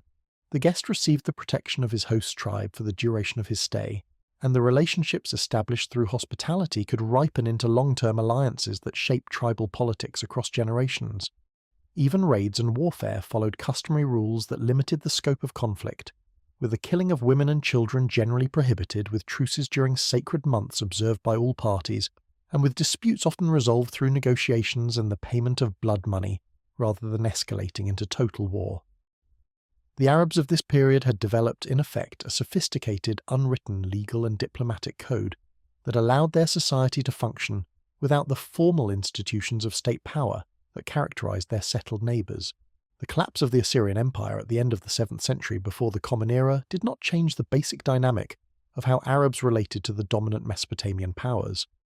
The Neo-Babylonian Empire that succeeded Assyria as the regional hegemon faced exactly the same challenges in dealing with the Arabian frontier, and it adopted broadly similar approaches. The most famous Babylonian king of this period, Nebuchadnezzar II, conducted operations against various Arab groups during his long reign, and his successor Nabonidus took these operations to a remarkable extreme. Nabonidus, whose religious devotion to the moon god Sin had alienated him from the Babylonian priestly establishment, actually relocated his entire royal court to the Arabian oasis of Tema for a period of about 10 years, ruling Babylon through a regent while he himself lived in the deep desert, pursuing his religious interests and conducting military operations against various Arab tribes. This was, by any standard, an extraordinary thing for a Mesopotamian king to do, and it tells us how thoroughly the Arabian frontier had become integrated into the political consciousness of the Fertile Crescent powers. Tema was no longer some distant exotic place. It was a location important enough to host the temporary capital of one of the great empires of the ancient world. The decade Nabonidus spent at Tama left substantial archaeological traces, including monumental inscriptions in which the king commemorated his deeds in the conventional language of Mesopotamian royalty, but on Arabian soil and in connection with Arabian places. These inscriptions named several other oases that fell under Babylonian control during this period, including Dedan, Padaku, Khaibru, and Yatribu, the last of which is the same place that would much later become known as Yathrib and then Medina. The presence of these names in Babylonian royal inscriptions from the 6th century before the Common Era proves something important. The major settlements of northern and central Arabia that would feature prominently in the events of the 7th century after the Common Era were already established places with regional importance more than 1,000 years earlier. The desert was not empty, even when it looked that way to outsiders. It had cities, or at least substantial towns, and these places had names, populations, and relationships with each other and with the wider world. The reasons why the Arabs commanded such consistent attention from the Mesopotamian powers despite never building any unified state of their own come back ultimately to economics and geography. The Arabian Peninsula sat astride trade routes of enormous value, particularly the routes carrying frankincense, myrrh, and other aromatic resins from southern Arabia northward to the markets of the Mediterranean and Mesopotamia. These commodities were not luxuries in the modern sense. They were essential ingredients for religious ritual, medicine, cosmetics, and burial practices throughout the ancient world. Frankincense burned on the altars of every major temple from the Levant to Egypt to Babylon, and the demand for it was practically inexhaustible. The Arabs controlled the long routes through which this incense travelled, and whoever controlled the routes also controlled the wealth they generated.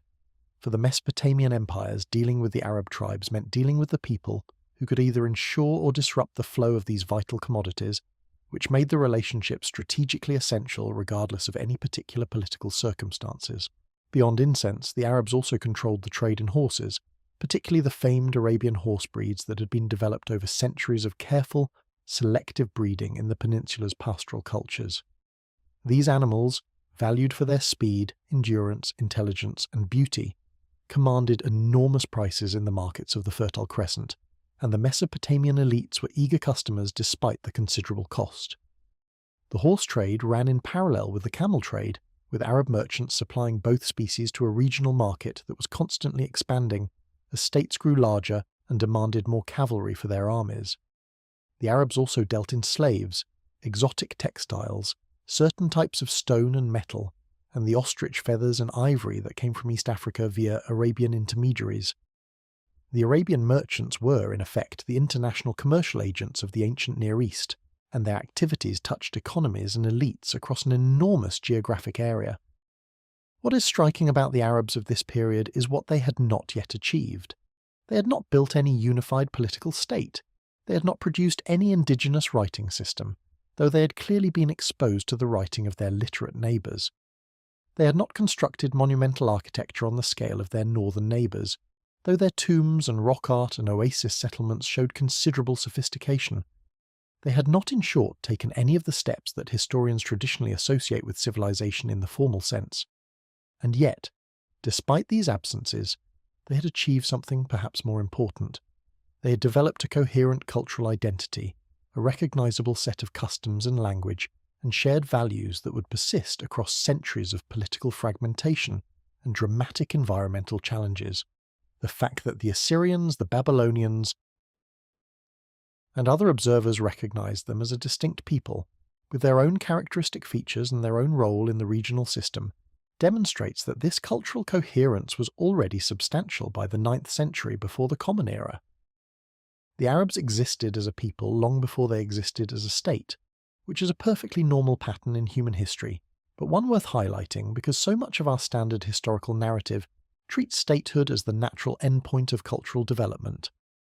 The language situation deserves further attention here, because the language that we now call Arabic was already developing during this period, even though it would not appear in written form for centuries to come. The various dialects spoken across the peninsula by the tribes that the Assyrians and Babylonians encountered were related to each other and distinct from the South Arabian languages of the Yemeni civilizations to the south. They were also distinct from the Aramaic and Akkadian languages spoken in the Fertile Crescent, though they shared the broader Semitic heritage that connected all these languages in deep linguistic relationship. The Proto-Arabic of this period was not yet a single standardized language. It was a continuum of related dialects, with mutual intelligibility decreasing as you moved across the peninsula, and with various distinctive features developing in different regions. The eventual standardization that would produce classical Arabic was still many centuries in the future, and would emerge through the combined influence of the Quran, the early Islamic conquests, and the deliberate codification work of medieval grammarians. But the foundations were already being laid in the conversations and poems and stories of the Arab tribes whose names appear in Assyrian inscriptions. The poetic tradition that would eventually produce some of the world's great literature was also developing during this period, even though, again, it would not appear in writing for centuries. Tribal poetry served essential functions in Arab culture, recording genealogies, commemorating victories, mourning the dead, mocking enemies, and providing the cultural scaffolding within which tribal identity was maintained and transmitted. The poets, called shu'ara in Arabic, occupied a special social position, regarded with both respect for their skill and a certain wariness for their power to shape opinion through their verses. A skillful poet could enhance the prestige of his tribe, attract supporters and allies, and even, according to traditional belief, bring actual harm to enemies through the magical force of properly composed satirical verse. The conventions of this poetic tradition, including its characteristic meters, its standard themes, its rhetorical devices, and its formal structures, were developing across centuries of oral practice that produced no surviving texts, but laid the groundwork for the explosion of recorded poetry that would emerge in the centuries just before the rise of Islam. The religious life of these Arabs was similarly rich and similarly invisible to direct observation, since the Arabs themselves wrote nothing about it during this period, and outsiders had limited access to or interest in the details of tribal religion. What we can reconstruct from later sources, archaeology, and comparative evidence suggests a polytheistic system organized around tribal and local deities, with certain figures achieving wider recognition across multiple tribes and others remaining purely local in their significance. The high gods of various tribes included figures whose names would appear in much later sources, including Alat the goddess associated with prosperity and motherhood, Manat the goddess of fate, Aluza, another goddess of considerable importance, and various male deities associated with different tribes and regions. Sacred stones, often meteorites or unusual geological formations, served as focal points for worship at numerous shrines, and the practice of pilgrimage to particular sacred sites was already established by this period. The Kaaba at Mecca, that black-draped cubic structure that would later become the central focus of Islamic worship, was in its original form a pre-Islamic shrine that probably already existed in some form during the era we are discussing, though we cannot be certain of its earliest origins. By the time the Persian Empire under Cyrus the Great absorbed the Babylonian state in 539 before the Common Era, the Arabs had been fixtures of regional politics for more than 3 centuries. The Persians inherited the relationship and managed it with considerable sophistication, treating the various Arab tribes as semi-independent allies rather than subjects, granting them rights of self-government in exchange for loyalty and military service when needed. Cyrus and his successors recognized that the Arabs occupied a strategic position that could not be effectively conquered, but could be effectively partnered with, and they made the partnership work for both sides. Arab cavalry contingents fought alongside Persian forces in various conflicts, and the trade routes through Arabia remained open and prosperous under Persian administration. The pattern of cooperation rather than conquest would continue under various successor empires, with the Arabs maintaining their distinctive identity and their characteristic role as masters of the desert frontier through all the political changes that swept across the Fertile Crescent in the centuries that followed. They were, in effect, permanent fixtures of the regional order, neither fully independent nor fully subordinated, occupying a unique niche that no other people had quite managed to fill. The dynamics established during these centuries of interaction with Mesopotamian and Persian powers laid the groundwork for the later developments that would transform the Arabs from a loose confederation of tribes into the architects of one of the most rapid imperial expansions in human history. But that transformation lay far in the future. For now, in the middle centuries of the first millennium before the Common Era, the Arabs were settling into their long-term role as the indispensable middlemen of the ancient Near East, controlling the routes, supplying the camels and horses, providing the military services that more sedentary states needed but could not produce on their own. And while the men whose names appear in Assyrian and Babylonian chronicles are mostly male warriors and chiefs, the historical record was about to surprise us with a series of figures whose existence challenges every assumption about gender and power in the ancient Arabian world. The next part of our story belongs to the queens. Now we arrive at one of the most genuinely astonishing chapters in the entire pre-Islamic Arabian story, and one that tends to make modern audiences do a serious double-take when they first encounter it.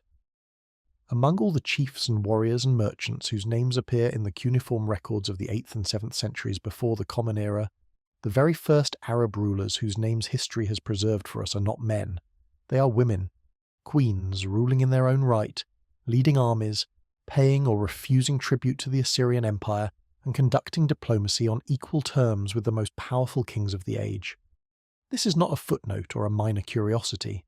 This is one of the central facts about ancient Arabian political life, and it sits awkwardly with the modern stereotype of pre-Islamic Arabia as some kind of male-dominated wasteland where women had no public role to play. The reality, as so often in history, was considerably more interesting than the stereotype would suggest. The first of these women to step into the spotlight of recorded history was a queen named Zabibe, who appears in the annals of Tiglath-Pileser III around 738 before the Common Era. The Assyrian king lists her among the rulers who paid him tribute, and the entry is matter of fact, with no hint of surprise from the Assyrian scribes that they were dealing with a female ruler. Zabib sent gold, silver, camels, and various aromatic goods to the Assyrian court, securing through this payment the continued autonomy of her people and the recognition of her authority over the territories she controlled. Her tribal affiliation appears to have been with the Kedarites, the powerful confederation already mentioned as masters of the northern Arabian deserts. Her exact territorial base is uncertain, though it likely included parts of what is now northern Saudi Arabia and adjacent regions of Jordan and Iraq, the strategic crossroads where caravan routes from the south met the trade arteries running between Mesopotamia and the Mediterranean. What makes Zabib so remarkable is not just that she existed, though that is remarkable enough, but that the Assyrian sources treat her as a perfectly normal political actor, no more exotic than any of the male kings they were also dealing with. The scribes did not feel any need to explain how an Arab tribe came to be ruled by a woman, did not express surprise at the arrangement, and did not treat her authority as somehow deficient or temporary. She paid her tribute, she got her recognition, and the Assyrian state moved on to its next concern. This casual acceptance suggests that female rulership was familiar enough among the Arab tribes that nobody at the Assyrian court considered it noteworthy. It was just how things sometimes worked in the desert, and the imperial administration adjusted accordingly. Compare this with the elaborate explanations and special framings that female rulers in many other ancient cultures attracted, and you start to appreciate how unusual the Arabian situation actually was. Zabib's successor, who appears in the records about a decade later, was a queen named Samsi, and her story is considerably more dramatic than her predecessors. Samsi inherited or won her position around 732 before the Common Era, and unlike the cooperative Zabib, she took a far more confrontational approach to dealing with the Assyrian Empire. Specifically, she stopped paying tribute. The reasons for this change in policy are not entirely clear from the surviving sources, although it likely had to do with shifting political circumstances, alliances with other anti-Assyrian powers, and perhaps a calculation that the Assyrians were overextended elsewhere and could not respond effectively to a desert revolt. Whatever her reasoning, Samsi made the calculation, and Tiglath-Pileser III made his. The Assyrian response to Samsi's rebellion was a major military expedition into the Arabian deserts, conducted with the full force of the imperial army and aimed at bringing the recalcitrant queen to heel.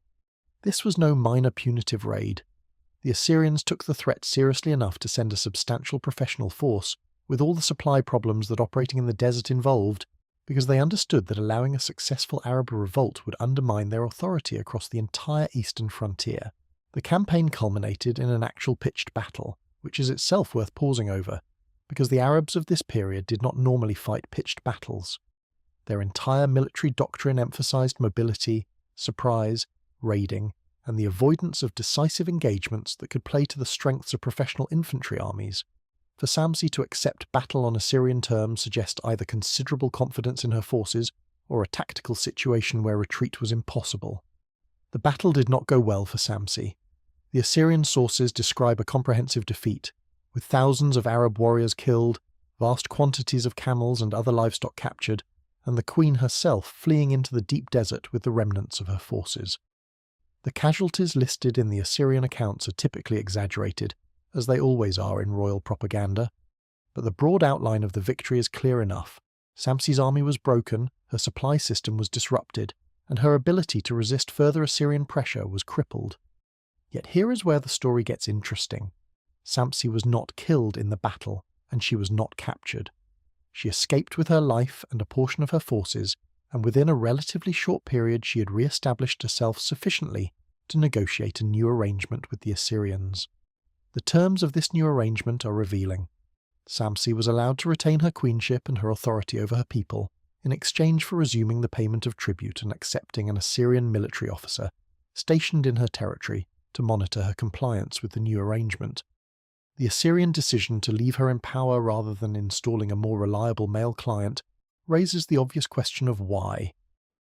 And the most plausible answer is that they could not actually find anyone better positioned to control the Kedarite tribes and ensure the steady flow of tribute.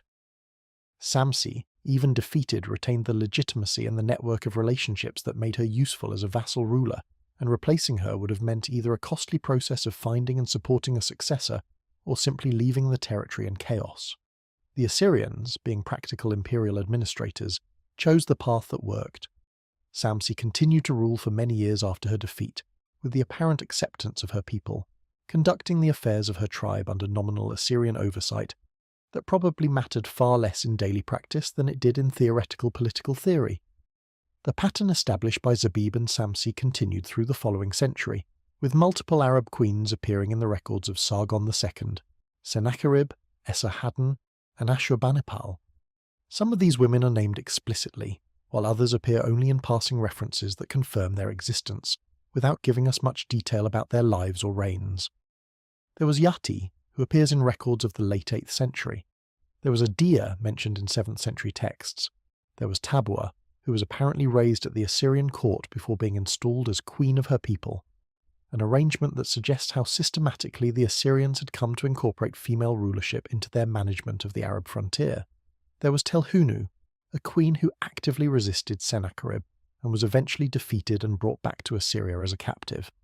The list goes on, and what is striking is how routine these references are. Female rulership was not exceptional among the Arab tribes.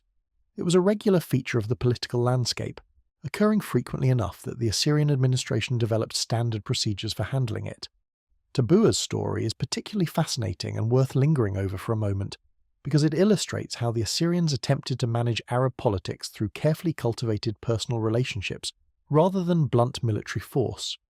According to the surviving accounts, Tabua had been brought to Nineveh as a young woman, possibly as a hostage or as part of some diplomatic arrangement, and raised in the Assyrian palace alongside members of the royal family. She would have learned to read and write, mastered the Akkadian language and Assyrian court etiquette, absorbed the perspectives and assumptions of imperial administration, and developed personal relationships with the Assyrian elite that would later prove useful. When Esarhaddon decided that the time was right to install a new queen over a particular Arab confederation, he selected Tabua and sent her back to her people with appropriate ceremony, restored sacred objects that had previously been taken from the tribe as plunder, and effectively presented her to the Arabs as their legitimate ruler with imperial backing. Whether the Arabs themselves entirely accepted this externally imposed queen is a separate question, but the very fact that the Assyrians thought such an arrangement might work tells us how plastic they considered the politics of female rulership to be. They were not just dealing with female rulers when forced to, they were actively producing them as instruments of imperial policy. Telhunu's resistance to Sennacherib provides a darker counterpoint to Tabua's apparent collaboration. Telhunu, whose name suggests Arabian origins though her exact tribal affiliation is debated, ruled over a confederation that joined the broader Babylonian-led resistance to Assyrian authority during the conflicts of the early 7th century. When Sennacherib's forces moved against the rebel coalition, they pursued Telhunu specifically, treating her as a primary target rather than a peripheral concern. The campaign against her involved deep desert pursuit, attacks on her Phoesis strongholds, and the eventual capture of the queen herself along with substantial booty. The Assyrian Victory Monument describes the seizure of her tents, her camels, her gold and silver vessels, and the sacred images of her tribal deities, all of which were brought back to Assyria as trophies. Telhunu herself survived her capture but spent the remainder of her life as a hostage at the Assyrian court, presumably under conditions that limited her ability to influence events back home. Her fate served as a warning to other Arab rulers, female or male, about the consequences of resisting imperial authority too boldly. The reasons for this prevalence of female rulership among the northern Arabs are not entirely clear, and scholars have proposed various explanations without reaching definitive consensus. One possibility is that the conditions of nomadic pastoral life created social structures that gave women more economic and political authority than was typical in agricultural societies. Women in pastoral economies often controlled significant portions of the household wealth, particularly the small livestock and the textile production that constituted major economic activities, and this economic standing may have translated into political authority in ways that did not happen in agricultural communities, where male-dominated land ownership was the foundation of the economy. Another possibility involves the religious associations of certain tribal goddesses, with female rulers perhaps holding their positions partly through priestly functions that were considered appropriate for women. There may also have been specific historical accidents that established the precedent, with one or two early successful queens making female rulership seem normal and accepted in subsequent generations. Whatever the underlying causes, the phenomenon was real, well documented and important, and any serious account of pre-Islamic Arabian political life has to come to terms with it. The military aspects of these queens' reigns are particularly worth considering because they demolish any notion that female rulership was somehow ceremonial or limited to peaceful diplomacy. These women led armies.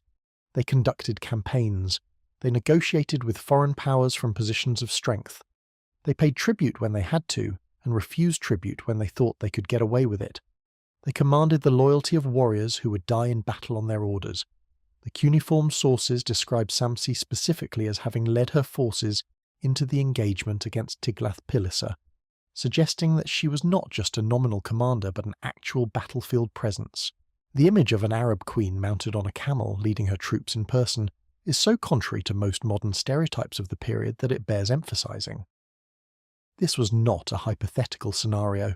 It was a documented historical reality, attested by the records of the people who fought against her. The southern peninsula, in the lands that the Greeks would later call Arabia Felix and we now know as Yemen, also produced its share of remarkable female rulers, though here the evidence is rather different in character. The most famous of these is the figure known to the Hebrew Bible as the Queen of Sheba, whose visit to King Solomon of Israel is recounted in the Book of Kings, and who has accumulated such an enormous mythological tradition over the millennia that separating the historical figure from the legendary one becomes genuinely difficult. The biblical account describes her arrival in Jerusalem with a great caravan bearing gold, precious stones, and aromatic goods, her testing of Solomon with riddles and difficult questions, her admiration of his wisdom and the prosperity of his kingdom, and her eventual return to her own land richer than when she had arrived. The biblical text does not give her a personal name, calling her only the Queen of Sheba, though later traditions provide various names. The Ethiopian tradition calls her Makeda, the Islamic tradition calls her Bilqis, and various Jewish traditions provide other names that may or may not preserve genuine ancient memory. The historical reality behind this legend is both more and less dramatic than the biblical account suggests. The kingdom of Sheba, properly Saba, was a real place in southern Arabia, and it really did become extraordinarily wealthy through the incense trade. Its rulers really did sometimes engage in diplomacy with northern powers, and the dispatch of trade missions and embassies bearing valuable gifts was a normal part of Sabaean foreign policy. Whether any specific embassy under any specific queen made the journey to the court of an early Israelite king named Solomon, however, is much harder to verify. The dates do not align particularly well, with the great expansion of Sabaean power probably occurring somewhat later than the traditional dates assigned to Solomon's reign in the 10th century.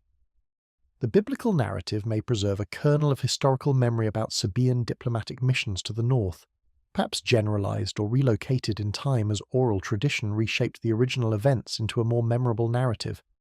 or it may be substantially legendary, with the Queen of Sheba serving as a symbolic figure representing the exotic wealth and wisdom of the distant south, rather than commemorating any specific historical person. What we can say with greater confidence is that Sabaean women, including those of royal status, played significant roles in their society in ways that are documented in actual Sabaean inscriptions from later periods. The South Arabian languages and the inscriptions written in them give us direct access to Sabaean culture in a way that the records of foreign chroniclers cannot match. These inscriptions, carved on stone and metal across centuries, mention royal women in various capacities, including some who appear to have ruled in their own right, and many more who exercise significant influence as queens consort, queen mothers, or members of the royal family with their own property and authority. The Sabaean civilization, like its neighbours and rivals in the south, treated women as legal persons capable of owning property, conducting business, and participating in religious life with considerable autonomy. This was not a society in which female rulership was conceptually impossible or culturally shocking. It was a society in which female authority was a recognised possibility within the broader framework of patrilineal aristocratic politics that characterised the southern kingdoms. The Temple of Almaya at Marib, the great religious complex dedicated to the chief Sabaean deity, contained inscriptions that mention women as donors of significant gifts, as participants in sacred ceremonies, and as members of the priestly families that managed the temple's affairs. Some of these women donated agricultural lands, livestock, slaves, and precious objects in quantities that indicate substantial personal wealth. Others commissioned the construction of buildings or the refurbishment of existing structures, with their names commemorated in the building inscriptions alongside those of male contributors. The pattern suggests that Sabaean elite women had access to the resources and the social standing necessary to act as significant religious and economic patrons in their own right, regardless of whether any specific queen ruled the kingdom at any given moment. This kind of female agency, distributed across many women in many roles rather than concentrated in famous individual rulers, may have been more historically important in the long run than the spectacular but isolated cases of named queens who briefly captured the attention of foreign chroniclers. The neighbouring kingdoms of Man and Qataban, which we will encounter again later in our story, also produced inscriptions mentioning prominent women in various roles. The Manian inscriptions in particular document women involved in the long-distance caravan trade, including some who appear to have managed substantial commercial enterprises that operated across the Arabian Peninsula and beyond. The fact that women could and did participate directly in international commerce, holding their own contracts, travelling with their own goods, and concluding transactions in their own names, says something significant about the legal and social standing they enjoyed. This was not the heavily restricted female existence that some later stereotypes have suggested for the pre-modern Middle East. It was a society in which women could be merchants, priests, landowners, builders, donors, and occasionally rulers, with their participation in these various roles considered normal and unremarkable. The Queen of Sheba traditions, regardless of their precise historical accuracy, capture something important about how the wider ancient world perceived southern Arabia.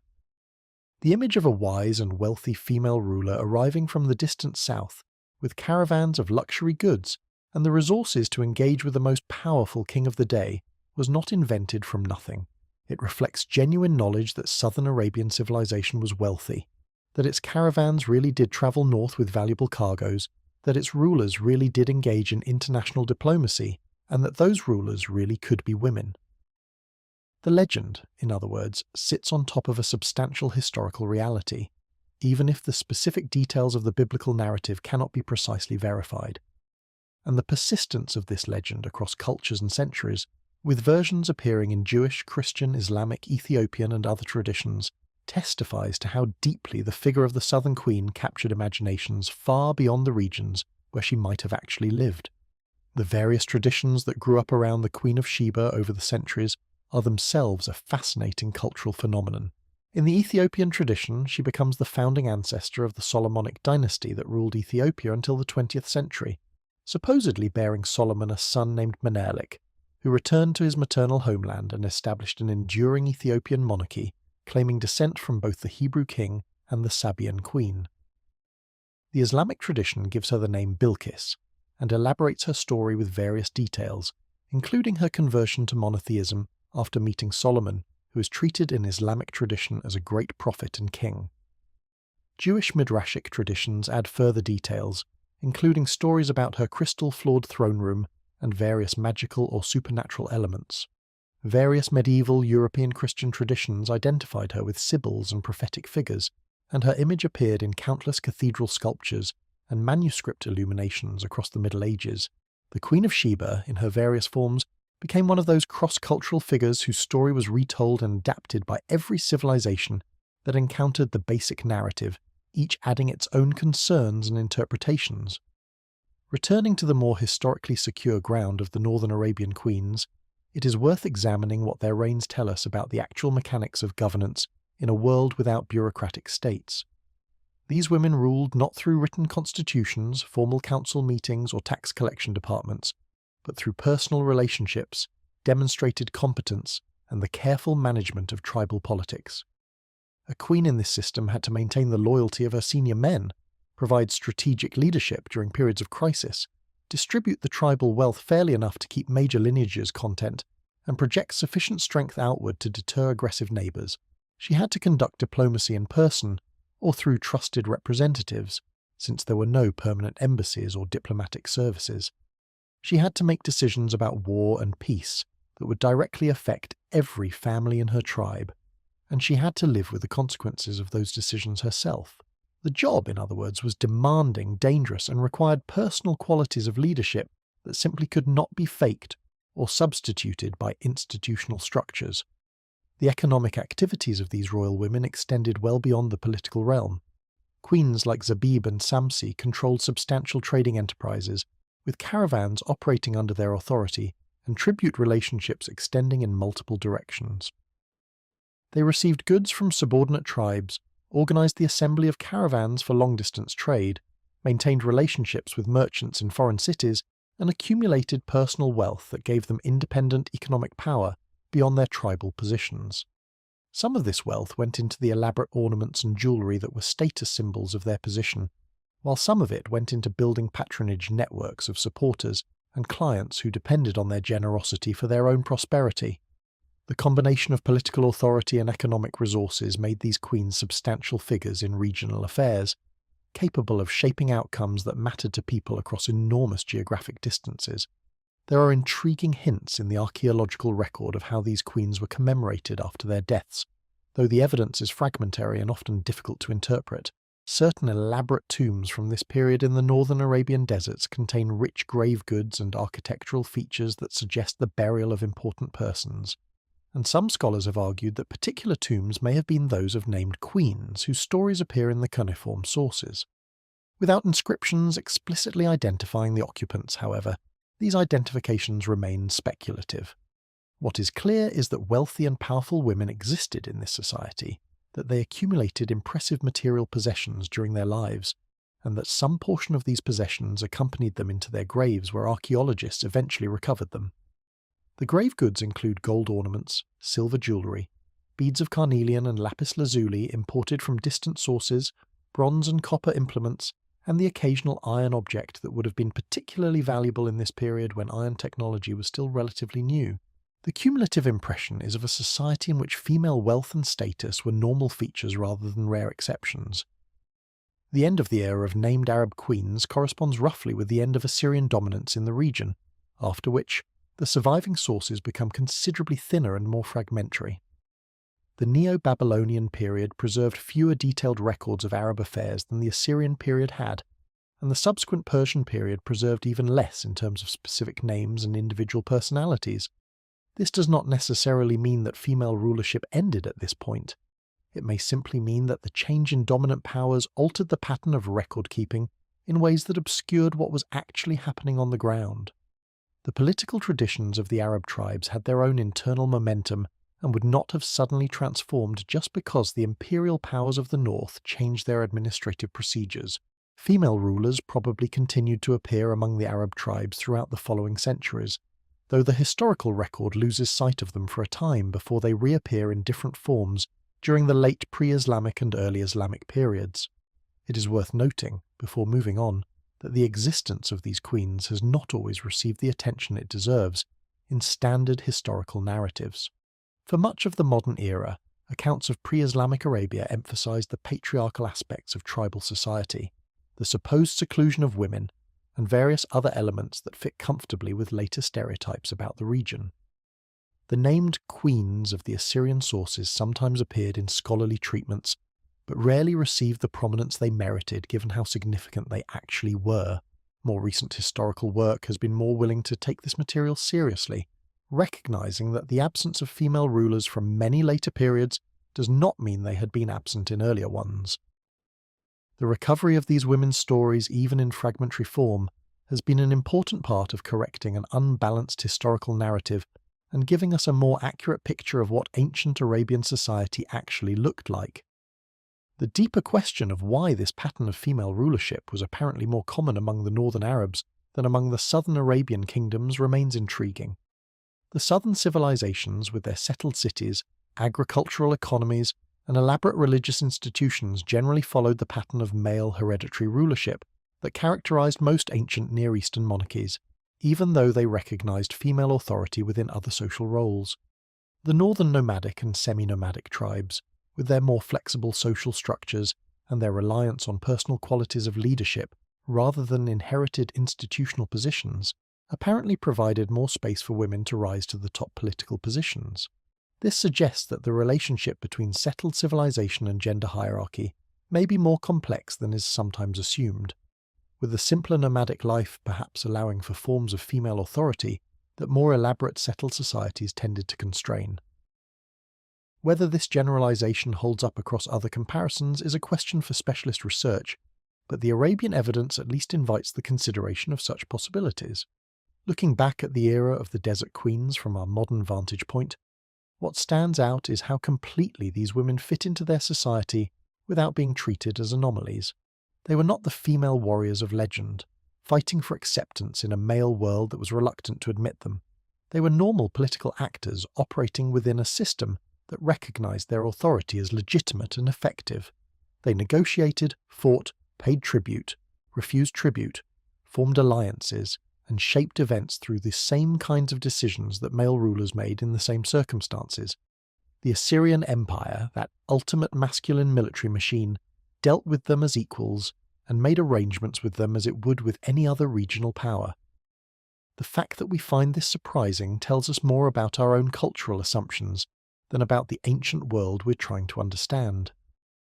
The next portion of our story will take us southward into the lands of Arabia Felix, where civilization took a very different form from the desert kingdoms of the north.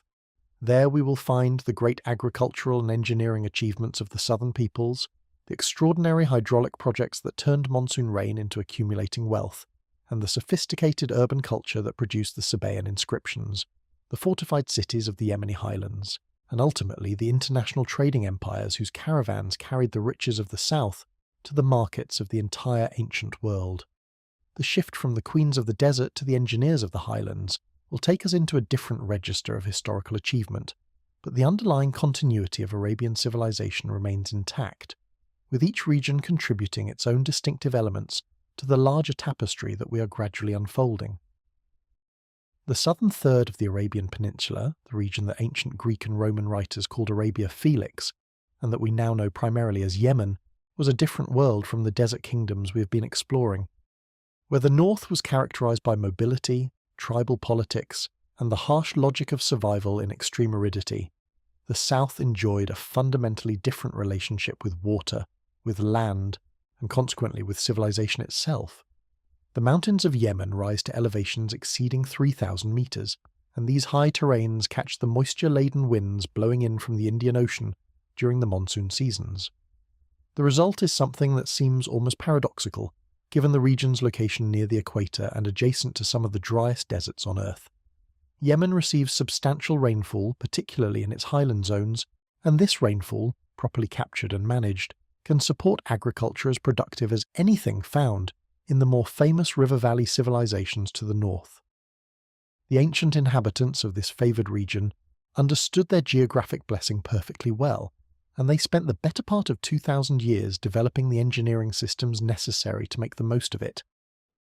The result was a chain of civilizations whose technological sophistication, urban development, and economic prosperity rivaled anything in the contemporary Mediterranean or Mesopotamian worlds, even though their achievements have been largely forgotten outside of specialist circles. The Greeks called this land Arabia Felix, meaning fortunate or happy Arabia, in deliberate contrast to Arabia Petraea, the rocky north, and Arabia Deserta, the desert centre. The label was apt. By the standards of any reasonable comparison, the south really was the fortunate part of the peninsula, blessed with rainfall, fertile valleys, valuable export commodities, and access to maritime trade routes that connected it to the wider commercial world stretching from Africa to India and beyond. The crown jewel of southern Arabian engineering, the project that more than any other defined the technological achievements of these civilizations, was the Great Dam at Marib. The site of this structure lies on the eastern slopes of the Yemeni highlands, where a substantial seasonal river called the Wadi Dana flows down from the mountains during the rainy seasons before disappearing into the sands of the empty quarter. For most of the year the wadi runs dry, but during the spring and autumn rainy periods it can carry tremendous volumes of water, with sudden floods cascading down from the mountains in quantities that would simply rush past and be lost into the desert if no one captured them. The Sabaeans, the dominant civilization of this region, from approximately the 8th century before the Common Era through the mid-first millennium of the Common Era, decided that allowing all this water to escape was in effect a profound waste of natural resources, so they built a dam. What they built was not some modest village irrigation work. The Marib Dam, in its mature form, was one of the largest hydraulic engineering projects of the entire ancient world. Its main embankment stretched roughly 680 metres across the wadi, rising to a height that has been variously estimated between 15 and 20 metres, depending on the period and the exact location measured. The structure was made of compacted earth faced with carefully cut stone, with sluice gates and spillways at each end, allowing controlled release of water into the irrigation networks. The northern and southern sluice complexes were themselves substantial works of architecture, with massive stone towers, intake chambers, and distribution channels that could be opened and closed to regulate the flow of water according to seasonal needs and crop requirements. The whole system represented decades of accumulated engineering knowledge, refined across generations of master builders who learned from successes and failures alike.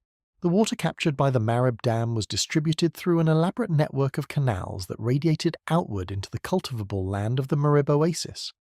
The total area irrigated by this system has been estimated at over 9,000 hectares, which translates to about 90 square kilometres of actively farmed land in a region that would otherwise have been almost entirely barren. To put this in perspective, 90 square kilometres of well-irrigated farmland in an ancient context could comfortably support a population of 50,000 people or more, with surplus production available for export and the support of urban populations engaged in non-agricultural activities.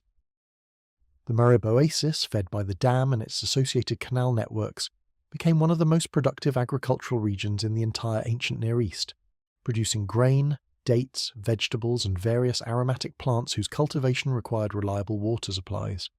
The Marib Dam did not appear all at once. It grew through successive phases of construction and reconstruction over many centuries, with each generation of Sabaean engineers adding improvements, expansions, and refinements to the work of their predecessors.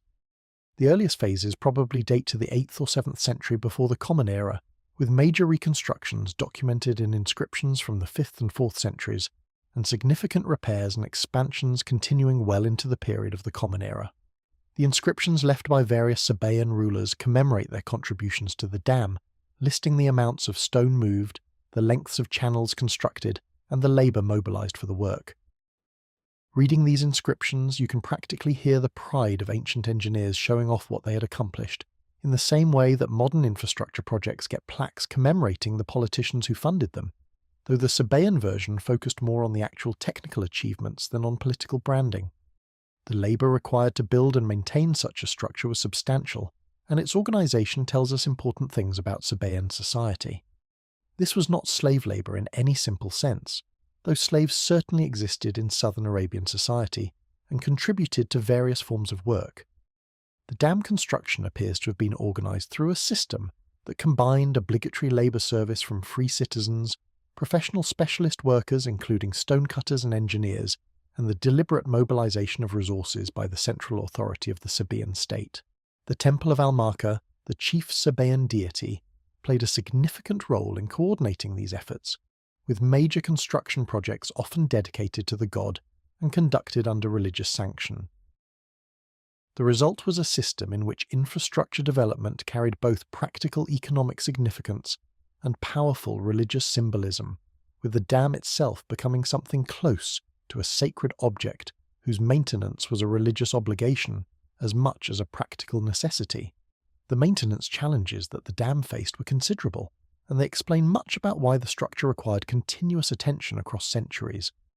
Each rainy season delivered enormous quantities of sediment along with the water, and this sediment gradually accumulated behind the dam, reducing its effective storage capacity and threatening to undermine its operational viability. Workers had to clear the sediment regularly, hauling it out in baskets and depositing it on adjacent fields, where it actually served a useful function as fertile soil for agriculture. Floods occasionally damaged the dam structure itself, requiring emergency repairs to prevent catastrophic failures. The sluice mechanisms, exposed to the constant action of water and sediment, wore out over time and required replacement of their wooden gates and the resetting of their stone components. The canal networks downstream needed periodic clearing, repair and extension as agricultural needs changed. All of this work, carried out year after year by generations of specialists, represented a substantial ongoing investment of labour and resources that the Sabaean state had to organise and pay for. When that capacity to mobilise resources eventually faltered in later centuries, the dam began the slow decline that would eventually lead to its final breach. Beyond the Great Dam itself, the Sabaeans and their neighbours developed an entire repertoire of water management techniques that allowed them to extend agriculture across landscapes that would seem hopelessly inhospitable to modern eyes. The most distinctive of these techniques was the construction of underground channels designed to capture water from mountain aquifers and conduct it for considerable distances under the surface, emerging at the points where it could be most effectively used for irrigation. These channels, dug by hand through solid rock in many cases, sometimes ran for kilometres underground, accessed at intervals by vertical shafts that allowed maintenance workers to descend and clear blockages. The technology was similar to what is known elsewhere as Karnat or Foggara systems, and the southern Arabian versions appear to have been developed independently rather than imported from Persia, where similar systems were also developed. The cisterns that captured rainwater from the brief but intense seasonal storms were equally impressive engineering works, with capacities measured in tens of thousands of litres and construction techniques that produced waterproof structures capable of holding their contents for months without significant losses. The Arabic word for these cisterns, masna, is fascinating in its own right because the same word in modern Arabic means factory. The semantic shift makes perfect sense once you understand what these cisterns were actually doing. They were industrial-scale water processing facilities, taking the raw input of rainfall and converting it into usable water through filtration, sedimentation, and storage. The fact that the word later came to mean factory in general suggests that ancient Arabians understood these cisterns as manufactured products, made objects that processed natural inputs into refined outputs, in much the same way that modern factories transform raw materials into finished goods. Language, as so often, preserves traces of how people understood their world, even when the original context has been forgotten. The agricultural achievements made possible by all this water management were considerable, and they extended well beyond the basic grain production that supported urban populations. The southern Arabians cultivated date palms, of course, those indispensable trees that produced the staple food of Arabian civilization across all regions and all periods. They grew grapes, both for fresh consumption and for the wine that, despite later religious prohibitions, formed part of pre-Islamic Arabian elite culture. They cultivated various tree crops, including pomegranates, figs, and almonds, all of which thrived in the climate and soils of the Yemeni highlands. They grew sorghum, millet, wheat, and barley as their main grain crops, with different cereals dominating in different microclimates and elevations. They cultivated cotton, sesame, and various oil-producing plants. And most importantly for our economic story, they cultivated the trees and shrubs that produced the aromatic resins that would make the South famous throughout the ancient world. The aromatic resin trade is perhaps the most distinctive feature of southern Arabian economic history, and it deserves extended consideration because it shaped almost every aspect of the region's relationship with the outside world. The two most important products were frankincense and myrrh, both produced from specific tree species that grew in particular geographic zones of the Arabian Peninsula and the Horn of Africa. Frankincense came primarily from species of the Boswellia genus, particularly Boswellia sacra, which grew in the southern parts of what is now Oman and Yemen, with a related variety in Somalia and Ethiopia. Myrrh came from various species of the Commiphora genus, with similar geographic distribution. Both products were harvested by making careful incisions in the bark of the trees, allowing the resinous sap to bleed out, then collecting the hardened tears of resin after they had dried in the sun. The harvest of these resins was a delicate operation that had to be done correctly to avoid damaging the trees and ensure continued production over many years. Skilled harvesters, who often inherited their craft and their tree-tending rights through family lines, would make their initial cuts at specific times and depths, return after appropriate intervals to collect the first flow of resin, then make additional cuts to stimulate further production. A single tree, properly managed, could produce resin for decades, providing a sustainable income for the families that controlled it. The trees themselves were treated with considerable respect, sometimes considered sacred, with various religious observances accompanying the harvest. The resulting product, those small lumps of golden or amber-coloured dried resin, were sorted by quality, graded according to colour and clarity, and packaged for the long journey to distant markets where they would command extraordinary prices. The reasons for the value of these resins reach into virtually every aspect of ancient religious and cultural life. Frankincense, when burned, produces a distinctive aromatic smoke that ancient peoples considered pleasing to the gods, capable of carrying prayers upward to the divine realm and of purifying spaces and objects from spiritual contamination. Every major temple from Mesopotamia to Egypt to the Mediterranean burned frankincense as part of its regular religious ceremonies, and the demand for it was effectively inexhaustible. Myrrh had similar religious applications, but also significant medical and embalming uses. Egyptian mummification depended heavily on myrrh as one of the principal preservative substances applied to the bodies of the deceased, and the demand from the Egyptian funerary industry alone provided a substantial market for southern Arabian production. Greek and Roman doctors prescribed myrrh for various conditions including wounds, digestive problems, and respiratory ailments. Chinese physicians working at the eastern end of the trade networks found their own applications for these substances and were willing to pay premium prices for them. The economic implications of all this religious and medical demand were staggering. The Roman natural historian Pliny the Elder, writing in the 1st century of the Common Era, calculated that the city of Rome alone was sending 100 million sesterces per year to Arabia in payment for aromatic goods, with substantial additional flows going to India for spices, silks, and other Asian products.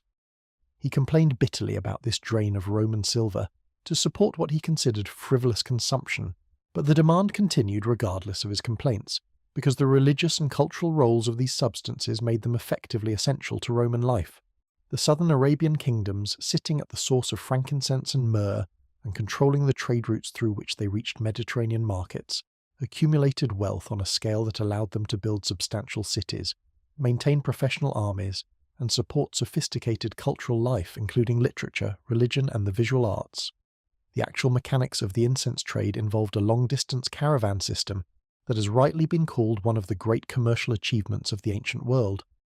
The route, known to historians as the Incense Road, ran roughly 2,000 kilometers from the production zones of southern Arabia northward, along the western edge of the peninsula, eventually reaching the markets of the Mediterranean coast at Gaza and other Levantine port cities. From these ports, the goods were loaded onto ships and distributed throughout the Roman world. The caravans that travelled this route were substantial commercial enterprises, sometimes including thousands of camels carrying goods worth fortunes in modern equivalents, accompanied by merchants, guards, guides, and various specialists necessary for the journey.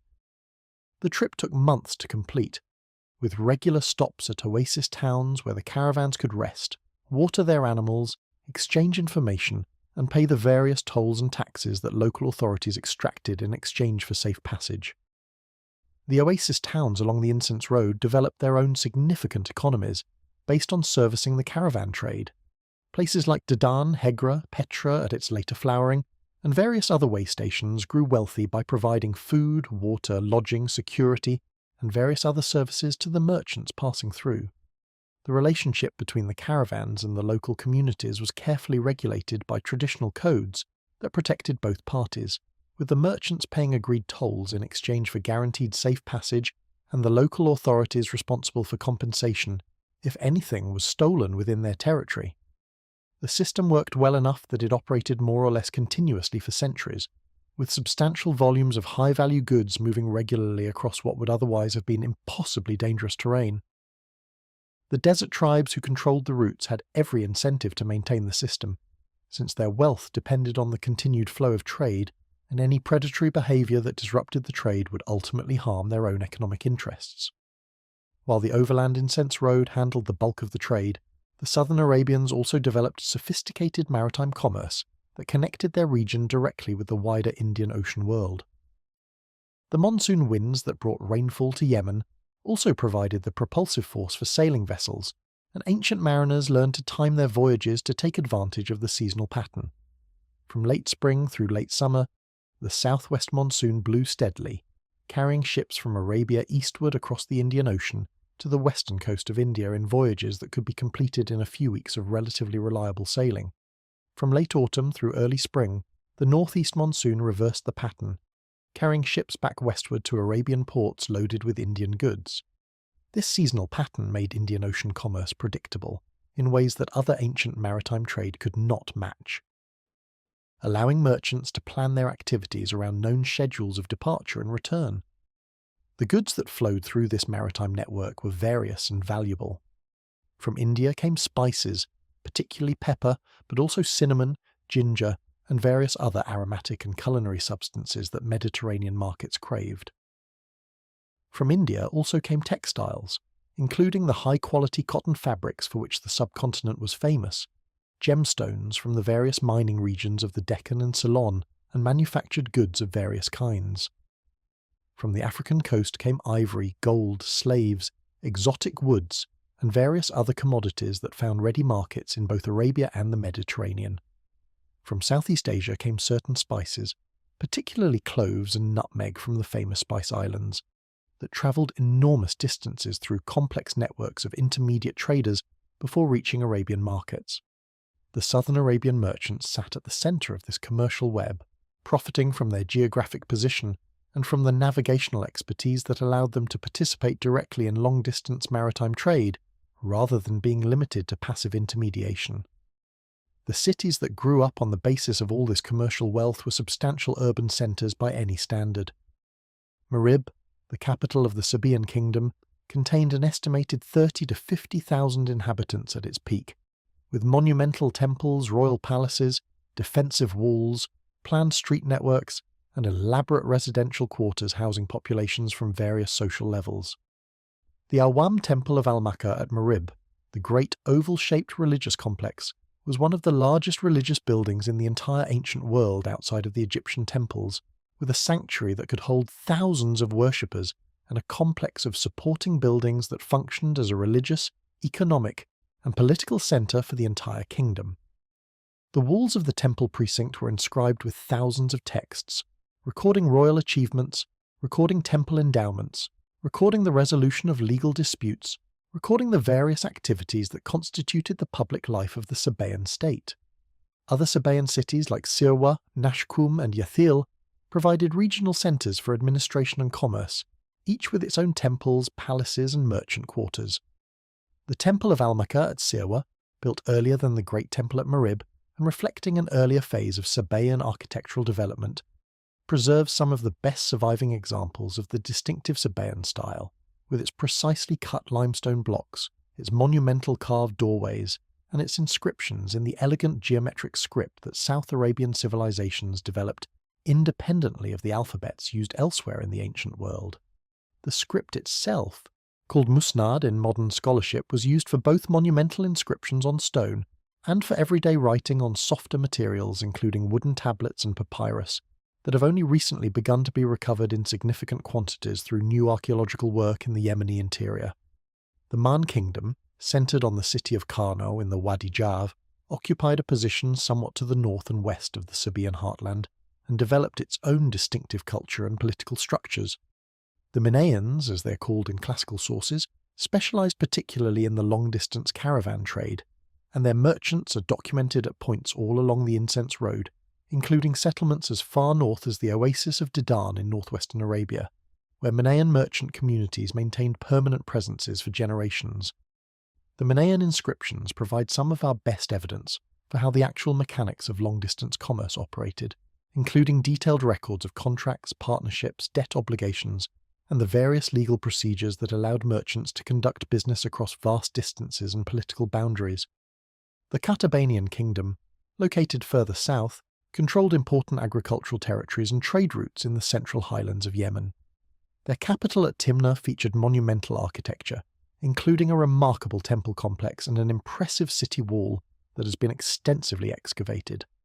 The Qatabanians were particularly known for their textile production, with cotton and wool fabrics of various kinds forming significant elements of their export economy. They also produced bronze sculpture of considerable artistic quality, including small bronze figurines that were used in various religious contexts and that have survived in large numbers to give us some of the most evocative direct images we have of southern Arabian religious art. The kingdom of Hadramaut, occupying the long coastal valley that gives the region its name, controlled some of the most productive frankincense-growing areas, as well as the maritime port of Qena, which served as the main southern Arabian outlet for the Indian Ocean trade. The Hadramautis developed their own distinctive cultural and religious traditions, with their own pantheon of deities and their own regional dialect of South Arabian. Their wealth, derived from their privileged position in both the overland incense trade and the maritime spice trade, made them important players in regional politics for many centuries, and their territory was repeatedly fought over by various competing powers seeking to control the lucrative commerce that passed through it. The Himyarite kingdom, which we will return to later in our story, emerged in the highlands of southwestern Yemen around the 2nd century before the Common Era, eventually rising to dominate much of the southern peninsula by absorbing or defeating the older kingdoms of Saba, Man, Qataban, and Hadramaut. The Himyarites built upon the cultural and economic foundations laid by their predecessors, while introducing certain innovations of their own, including changes in religious practice that would eventually lead to the dramatic episode of Himyarite Judaism in the late 4th and 5th centuries of the Common Era.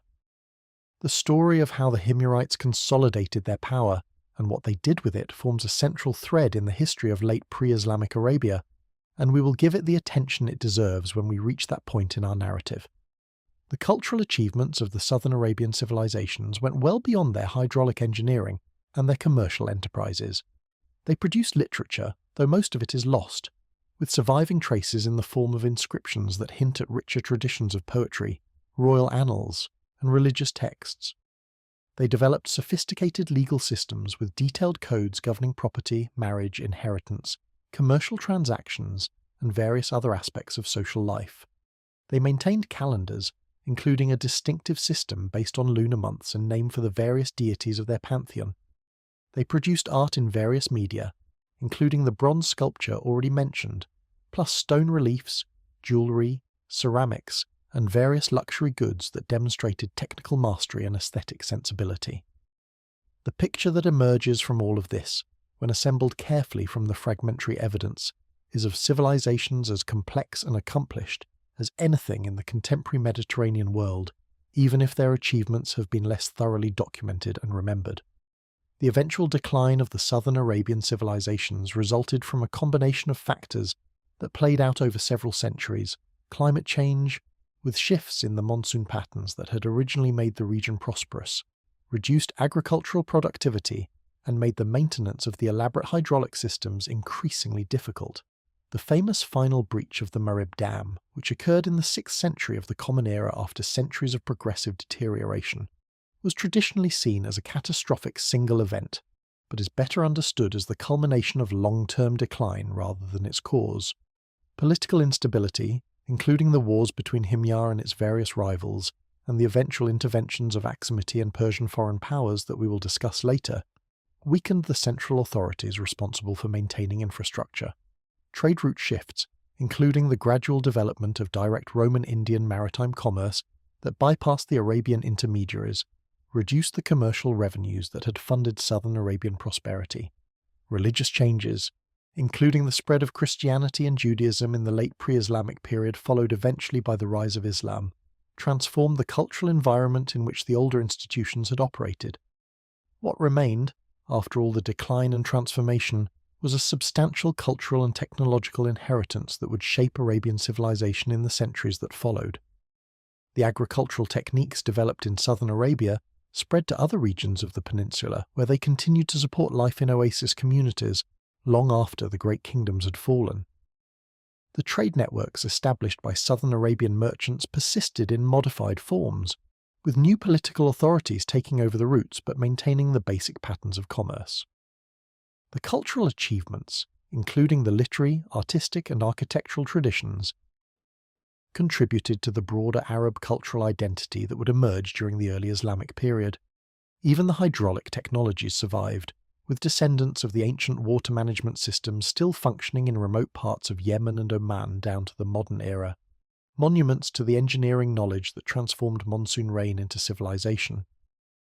The next phase of our story will take us back to the north, where a different kind of civilization had been growing on the fringes of the incense road, building its wealth on the trade that connected the southern producers to the Mediterranean markets. The Nabateans, those former nomads who carved an empire from the rose-red rock of southern Jordan, deserve their own extended treatment, and their story will form the next major chapter in our exploration of pre-Islamic Arabia. The story of the Nabateans is one of those historical narratives that seems almost too dramatic to be entirely true, the kind of arc that screenwriters would dismiss as implausibly tidy if they encountered it in a fictional treatment. Within a few generations, a people whose own laws forbade them, under penalty of death from sowing seed or constructing permanent dwellings, transformed themselves into the architects of one of the most spectacular cities of the ancient world, masters of a commercial empire that controlled the flow of incense from southern Arabia to the Mediterranean, and inventors of an alphabet whose direct descendants would eventually be used by more than 1.5 billion people.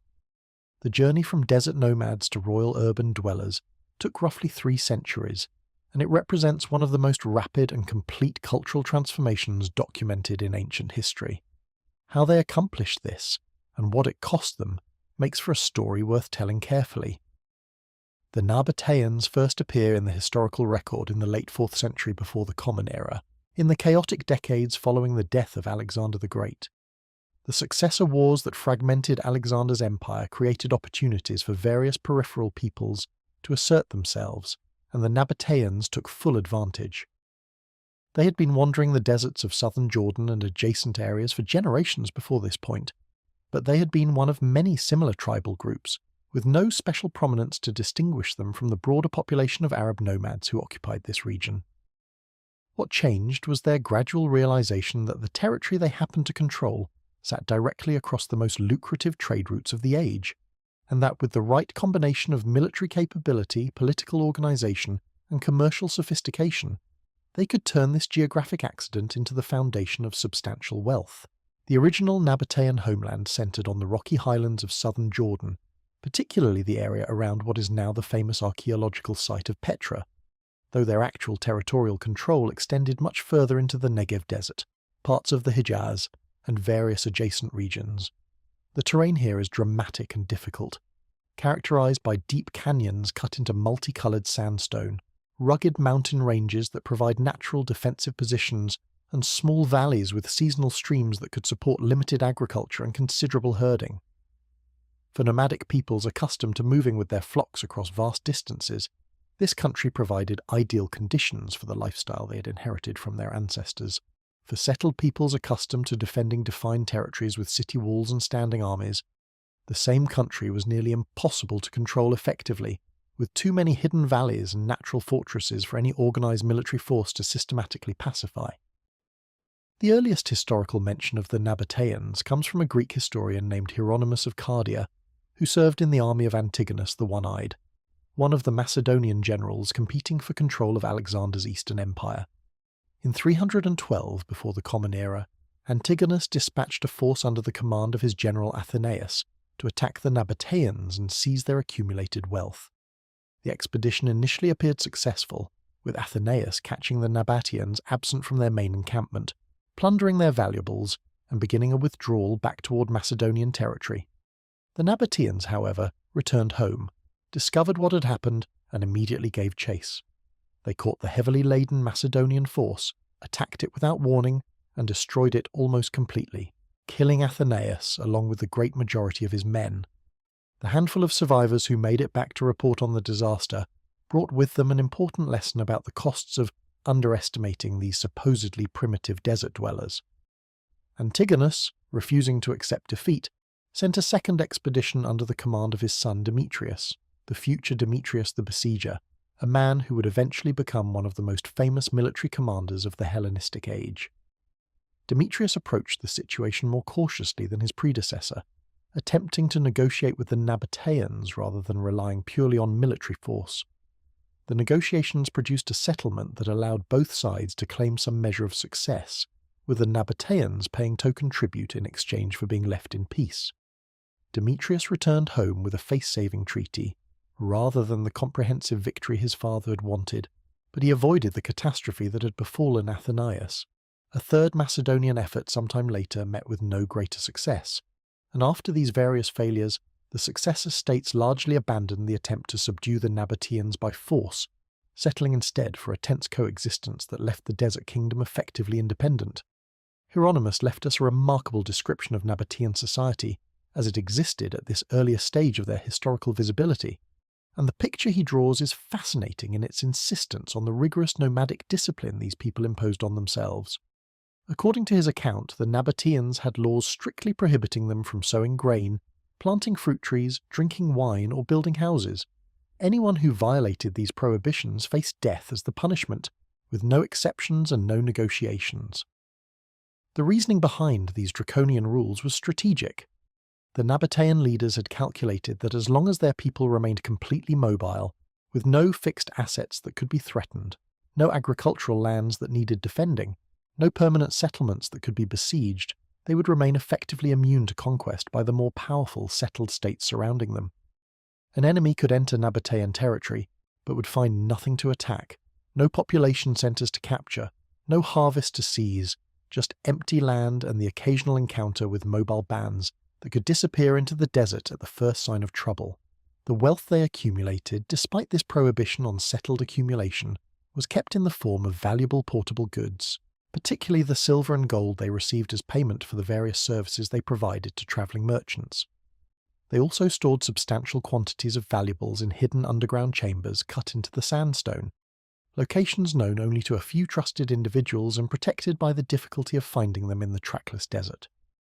This system worked beautifully for several generations, allowing the Nabateans to grow rich without becoming targets for the kind of systematic looting that vulnerable settled societies regularly suffered.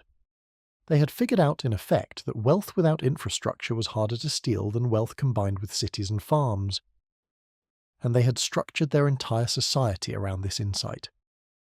The economic foundation of Nabatean wealth was their position as middlemen in the long-distance incense trade. The caravans coming up from southern Arabia loaded with frankincense and myrrh had to pass through territories the Nabateans controlled before reaching the Mediterranean ports, where the goods would be loaded onto ships for the markets of the wider Roman world. The Nabateans took advantage of this geographic positioning by levying tolls on every caravan that passed through, providing security services in exchange for these payments, and conducting their own commercial operations alongside the foreign merchants whose goods were transiting their territory. The standard Nabatean toll was reportedly something approaching 25% of the value of the goods carried, which sounds outrageous until you consider that without Nabatean cooperation the goods would not reach their destination at all. The merchants paid because they had no realistic alternative, and the Nabatean state grew wealthy on the resulting revenues. By the 2nd century before the Common Era, the original prohibitions on settlement and agriculture had begun to break down, replaced by a more flexible approach that allowed the Nabateans to enjoy the benefits of their accumulated wealth in more comfortable forms. The transition was not sudden or violent. It happened gradually, with successive generations of leaders pushing the boundaries of what was permitted, until eventually the old laws had become dead letters, and a new society organized around urban living and monumental construction had emerged in their place. The shift was driven by multiple factors. The Nabatean elite increasingly desired the status symbols of urban civilization, including impressive residences, public buildings, and the various luxuries that wealth could purchase. The complexity of administering a substantial commercial empire required organized record-keeping, professional staff, and physical infrastructure that simply could not be maintained in a purely nomadic context.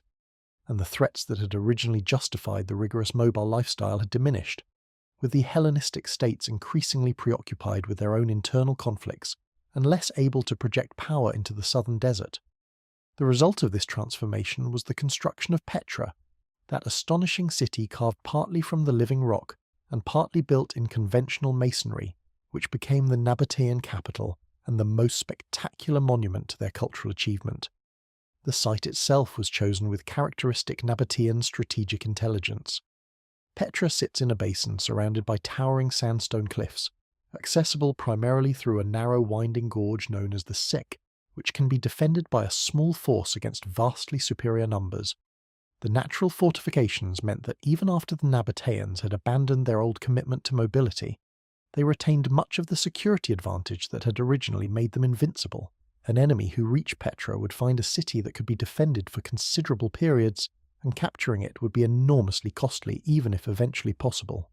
The city itself grew into something that combined elements of multiple architectural traditions, with strong Hellenistic Greek influences blended with native Arabian aesthetics and various other elements borrowed from neighbouring cultures. The famous facades carved directly into the rose-coloured sandstone cliffs surrounding the city are perhaps the most distinctive feature of Petra, with structures like the treasury, the monastery, and the various royal tombs presenting elaborate columned fronts that would not look out of place in a Roman provincial capital, except for the fact that they were sculpted out of solid rock rather than constructed in the usual fashion. The technical achievement involved in carving these facades was substantial, requiring careful planning and execution by skilled stonemasons working with primitive tools to produce surfaces that could rival anything built in the more conventional manner. The interiors of these rock-cut structures are often disappointingly simple chambers, suggesting that the elaborate exteriors served primarily as commemorative monuments rather than functional buildings, but the visual impact of the carved facades remains extraordinary even today, 2,000 years after their creation. Beyond the famous rock-cut tombs, Petra also contained a substantial conventionally built city, including a colonnaded main street, a theatre capable of seating several thousand spectators, temples, baths, marketplaces and residential neighbourhoods housing a population that has been estimated at around 30,000 at the city's peak.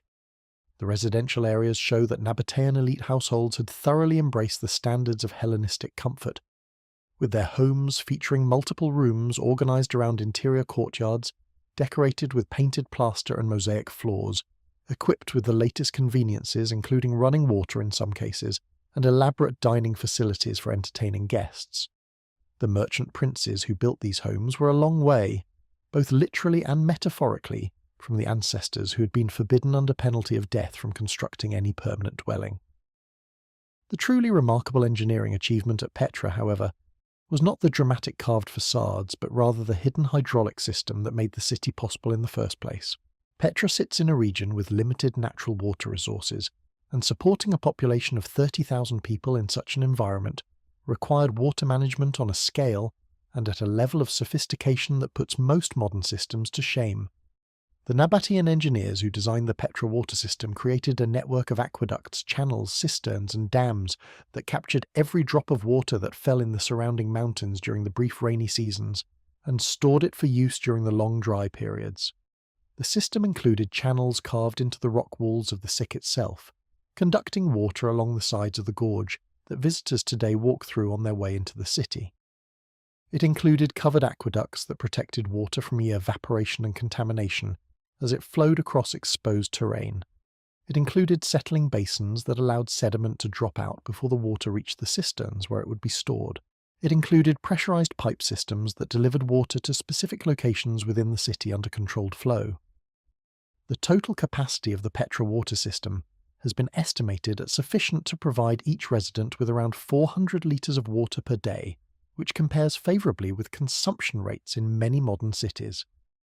The technical sophistication required to design and maintain such a system was considerable, involving precise surveying to establish the gradients along which water would flow, careful selection of materials to prevent leakage and contamination, and a detailed understanding of how rainfall patterns and storage requirements interacted across the seasonal cycle.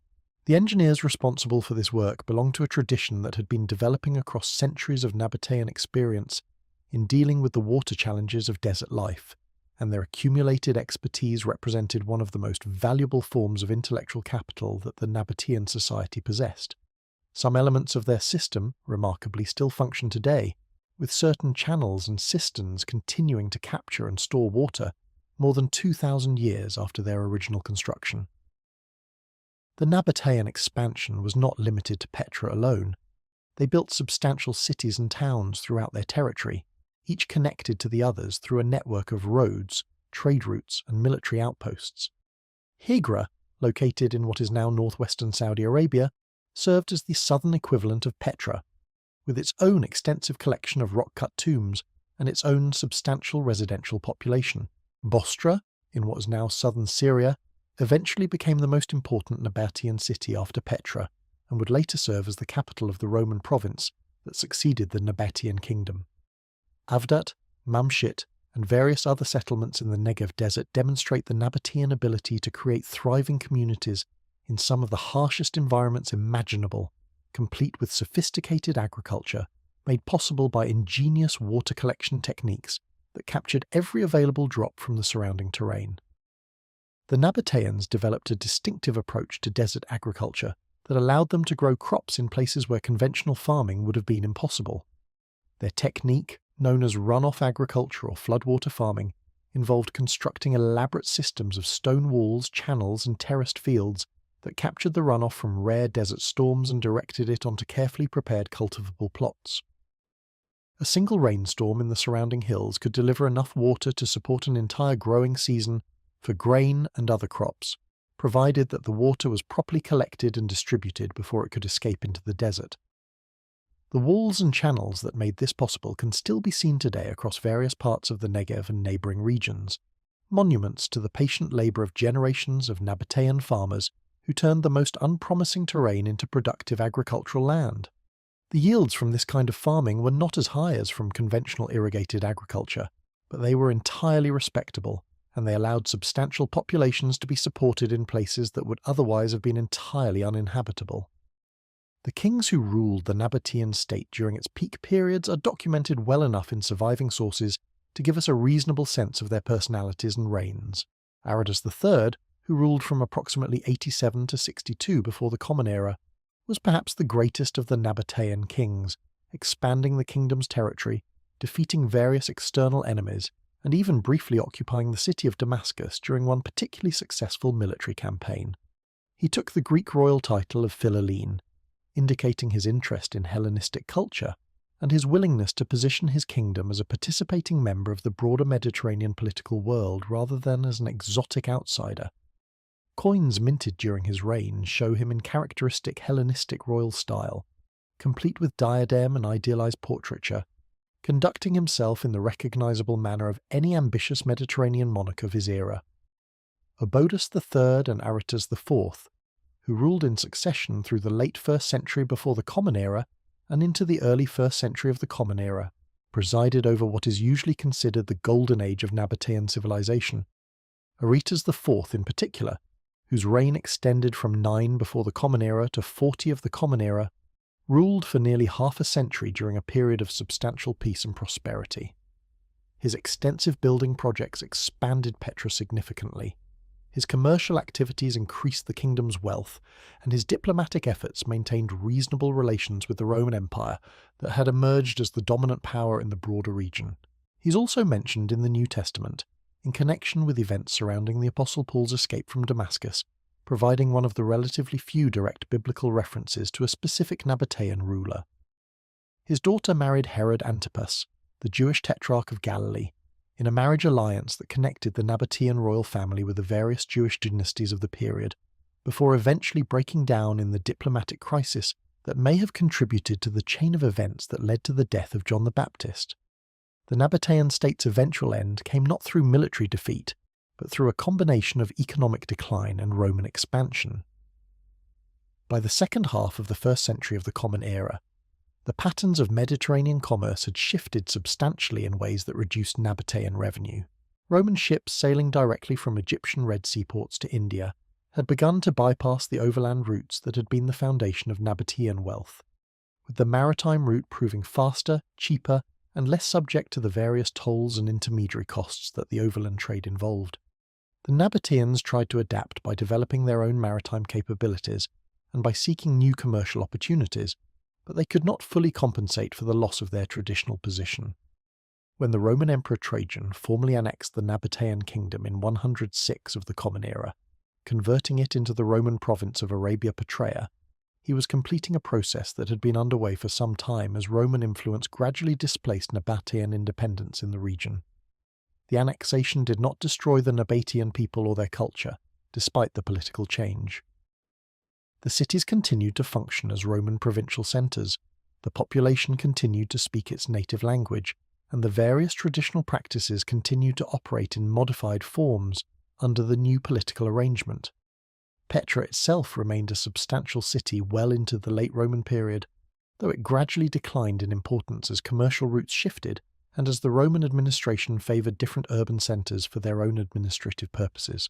A series of devastating earthquakes in the 3rd and 4th centuries of the Common Era damaged the city's infrastructure beyond what the diminished population could effectively repair, and over subsequent centuries the once magnificent capital was gradually abandoned, its rock-cut facades silently weathering in the desert sun while the world largely forgot what they represented. The Nabatean contribution that has had perhaps the most lasting global impact, however, was not architectural or commercial but linguistic. The Nabateans developed their own script, derived from the Aramaic alphabet that they had adopted as their administrative language during the early period of their interaction with the Hellenistic states. Aramaic itself was a Semitic language closely related to the Arabic that the Nabateans spoke in their daily lives, but it had a longer tradition of written literature and a fully developed alphabet that the Nabateans found useful for conducting their commercial and administrative business. They modified the Aramaic alphabet to suit their own particular needs and aesthetic preferences, producing a distinctive Nabatean script that appears on thousands of inscriptions across their territories, ranging from formal monumental texts to casual graffiti carved into rock walls by ordinary travellers and merchants. The Nabatean script underwent gradual evolution across the centuries of its use, with the letters becoming progressively more cursive and the connections between letters becoming more pronounced. By the late Nabatean period, the script had developed many of the features that would characterize its eventual successor, including the practice of joining letters together within words and the development of distinct shapes for letters depending on their position within a word. When the Nabatean state was absorbed into the Roman Empire, the script continued in use within the formerly Nabatean populations, particularly among the Arab tribes who had been increasingly settling in the region and who had been adopting elements of the regional culture as they did so. In the centuries following the Nabatean period, the script continued to evolve in the hands of these Arab populations, eventually transforming into the early forms of what we now recognize as the Arabic alphabet. The transition was gradual rather than sudden, with various intermediate forms documented at different sites and periods.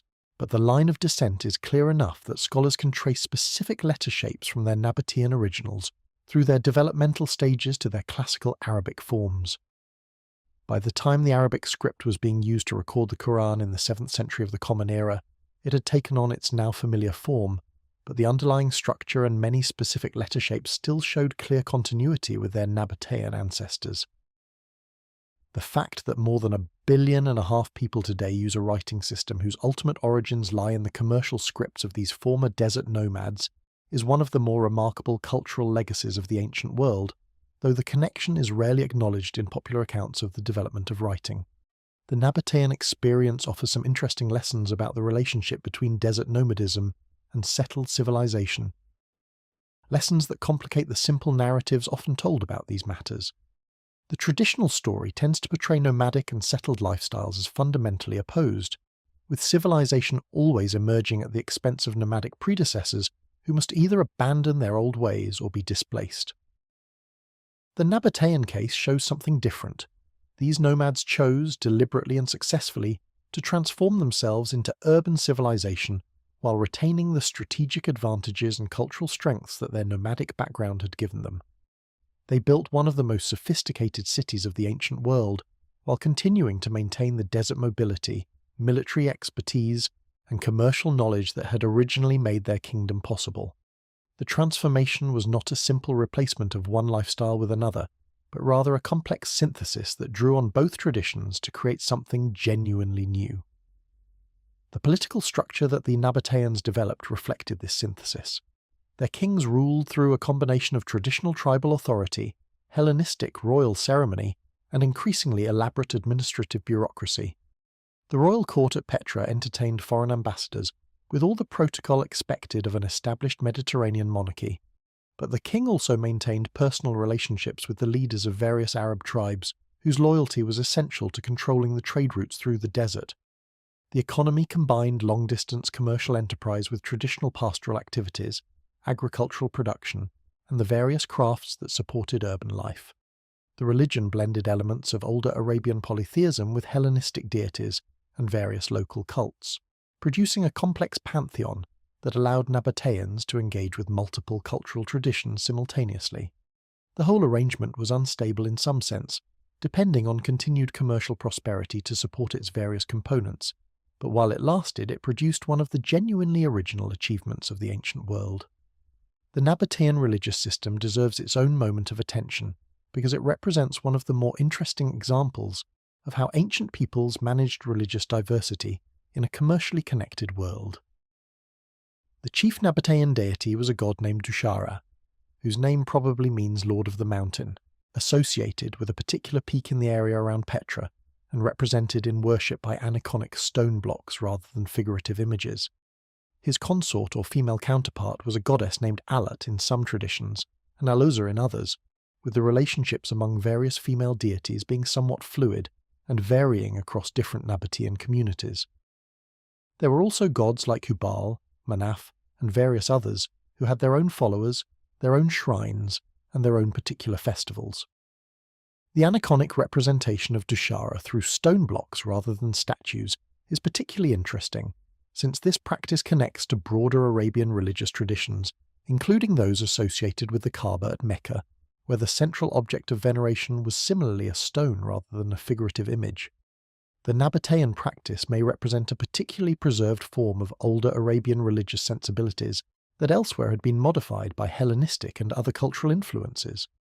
Nabatean religious festivals brought together communities from across their territory, with major ceremonies attracting pilgrims from substantial distances and providing important occasions for social interaction, commercial exchange, and political consultation, alongside their primary religious functions.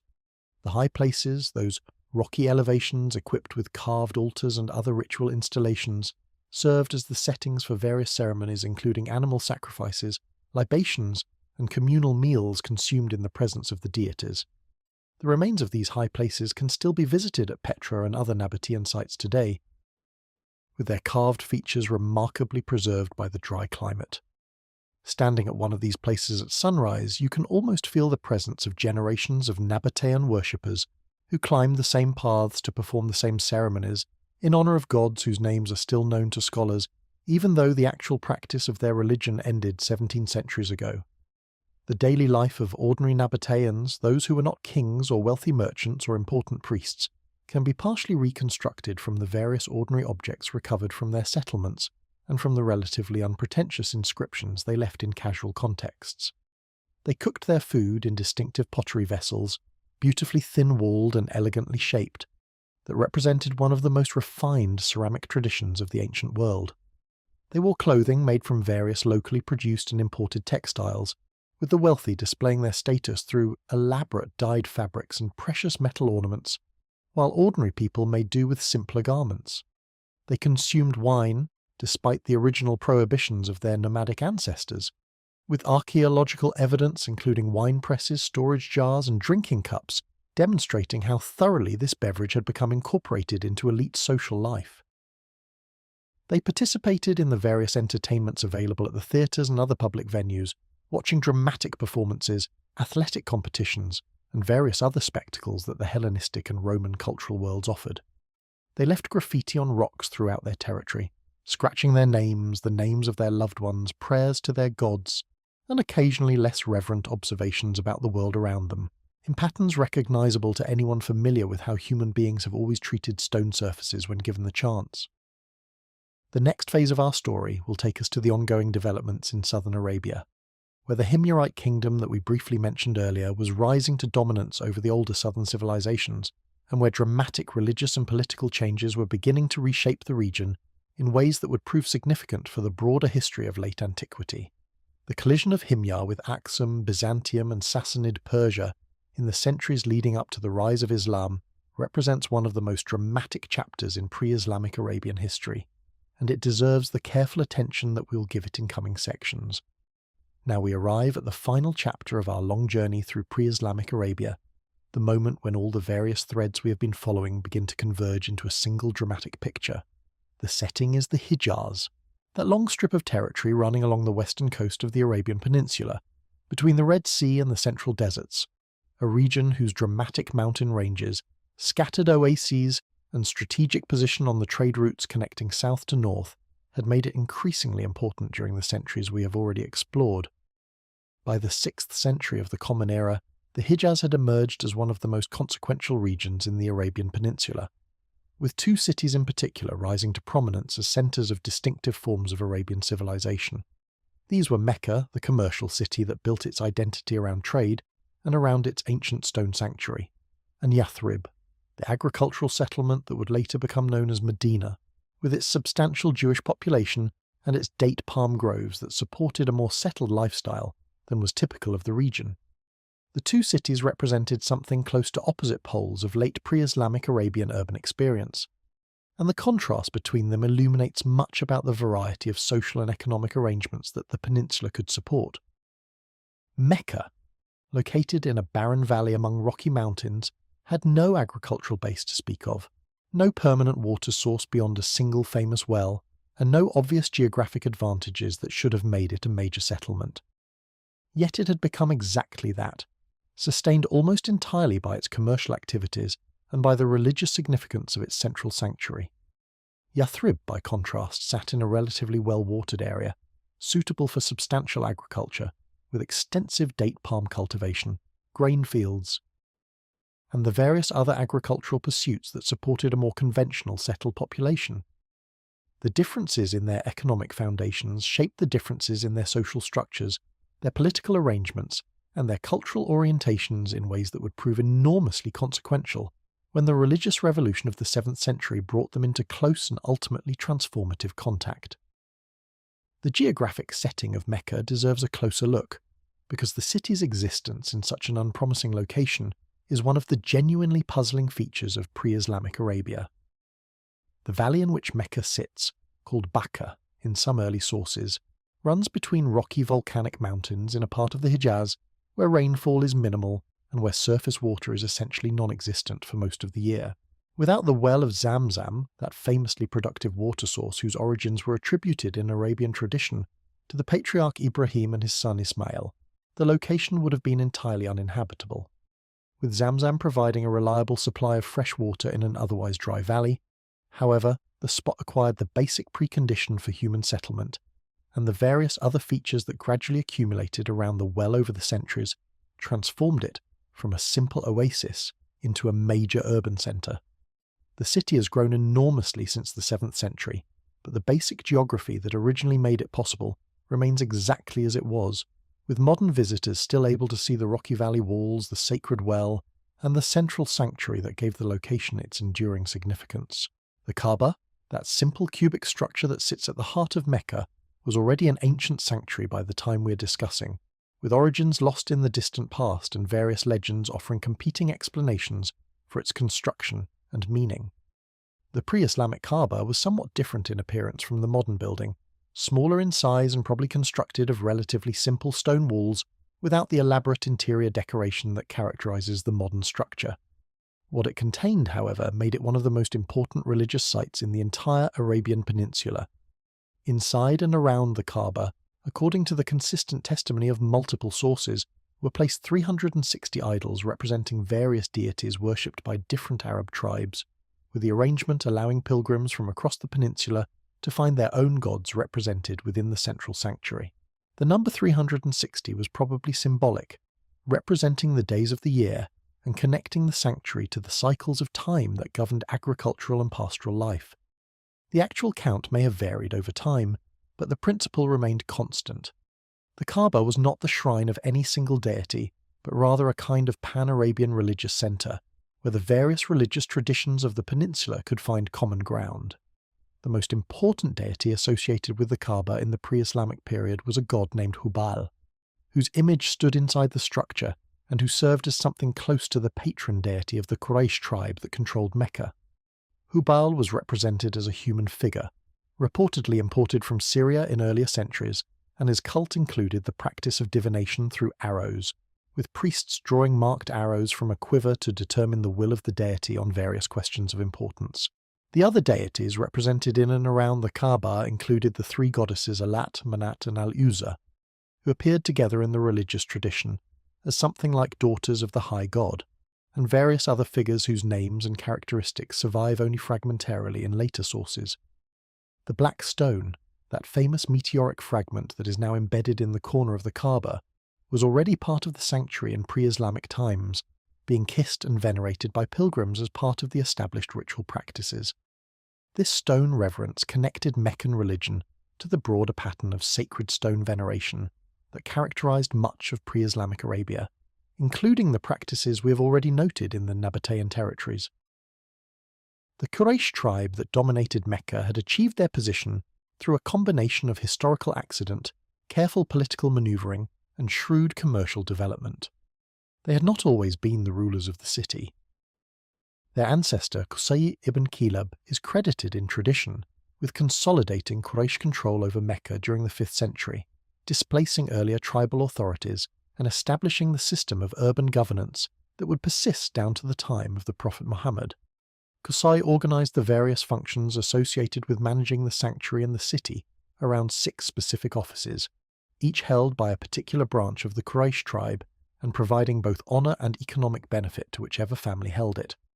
These offices included responsibility for the keys of the Kaaba, the management of the well of Zamzam, the provision of food during the pilgrimage seasons, the maintenance of the assembly house where political decisions were made, the leadership of military forces, and the management of the banner that served as a rallying point in time of war. This 6-office system represented a sophisticated political innovation that allowed the Quraysh to share power among themselves while maintaining unified control over the city and its institutions. No single family or branch could dominate the city, since each held only one of the major offices, and the resulting need for cooperation and coordination created stable arrangements that reduced internal conflict. The system was supplemented by a council of elders called the Mala, drawn from the senior men of the various Quraysh branches, which served as the primary deliberative body for the city's affairs. Decisions of major importance were typically discussed in this council until consensus emerged, with the various office holders implementing whatever the council had decided. The arrangement was not democratic in any modern sense, since participation was limited to the senior men of the dominant families, but it provided substantial space for discussion, debate, and the integration of different perspectives in ways that more autocratic systems could not match. The economic foundation of Quraysh power was the commercial activity centered on the Kaaba and the trade routes that passed through Mecca. The Quraysh had developed a sophisticated system of long-distance trade that connected their city with markets across the wider region, with 2 major caravans departing each year for different destinations. The summer caravan travelled north towards Syria and the eastern Mediterranean markets, while the winter caravan travelled south toward Yemen and connection points with the maritime trade flowing through the Red Sea. Both caravans carried goods produced in the various regions they passed through, with the Quraysh acting as both merchants in their own right and as agents for various other trading interests. The profits generated by this commerce provided the economic basis for Quraysh prosperity and for the relatively comfortable urban lifestyle that distinguished Meccan elites from the desert nomads who surrounded their city. The pilgrimage that brought Arabs from across the peninsula to the Kaaba each year provided another major economic opportunity. The annual pilgrimage season, which fell during specific months when intertribal warfare was traditionally suspended to allow safe travel, drew thousands of visitors to Mecca, all of whom needed food, shelter, water, and various other services that the Meccan economy was well positioned to provide. The associated trade fairs, particularly the famous Suku Kaz, which was held annually at a location near Mecca, served as major commercial events where goods of all kinds changed hands, where contracts were negotiated, and where the various tribal groups conducted business with each other. The pilgrimage and the fairs together generated substantial revenue for the city, while also serving important social functions by providing regular opportunities for tribal interaction and exchange. The cultural dimensions of the Sukukaz and similar fairs deserve particular attention, because they extended well beyond pure commerce. These gatherings became major venues for the recitation and competition of poetry, with poets from different tribes travelling to attend and participating in formal contests judged by recognised authorities. The poems that won acclaim at these competitions were memorised and transmitted across the Arab world, contributing to the development of a shared cultural canon that bound the various tribes together despite their political and territorial differences. The most famous of these prize poems, called the Mu'allaqat, or hanging odes, according to traditional accounts, were supposedly written down in gold and hung from the walls of the Kaaba itself, though modern scholarship has questioned whether this literal practice ever occurred. Whether or not the poems were physically displayed at the Kaaba, however, they certainly enjoyed enormous prestige and exercised a powerful influence on Arabic literary culture for centuries afterward.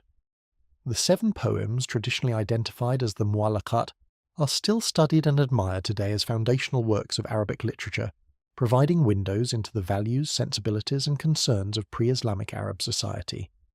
The political functions of these gatherings were equally important. Tribal disputes that had built up over the year could be resolved through negotiations conducted during the truce period, with respected elders and recognised arbitrators helping the parties find acceptable settlements. Marriage alliances were arranged, commercial partnerships were formed, and the various other relationships that bound the Arab tribal world together were maintained and renewed. The combination of religious, commercial, cultural and political activities at these gatherings made them arguably the most important institutions of pre-Islamic Arabian public life, with the pilgrimage to Mecca serving as something close to the central nervous system of Arab tribal society, despite the absence of any unified political authority connecting the various communities involved. The other major Hijazi city of Yathrib, located several hundred kilometres north of Mecca, in a more agriculturally productive area, presented a substantially different picture. The city's economic base was agricultural rather than commercial, with extensive date palm groves, grain fields, and various other crops supporting a population that lived in a relatively settled fashion, compared to the pastoral and merchant lifestyles dominant elsewhere in Arabia. The political situation in Yathrib was characterized by the coexistence of several Arab tribes, principally the Ayabus and the Khazraj, with 3 substantial Jewish tribes called the Banu Kainuka, the Banu Nadir, and the Banu Qurayza, who had been established in the area for generations and who occupied some of the best agricultural land in the territory.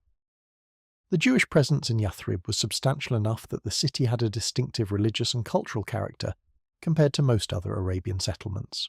The 3 major Jewish tribes maintained their religious practices with the support of their own scholars, kept records of their traditions in Hebrew and Aramaic, and engaged in various commercial activities, including some specialization in metalwork and luxury crafts.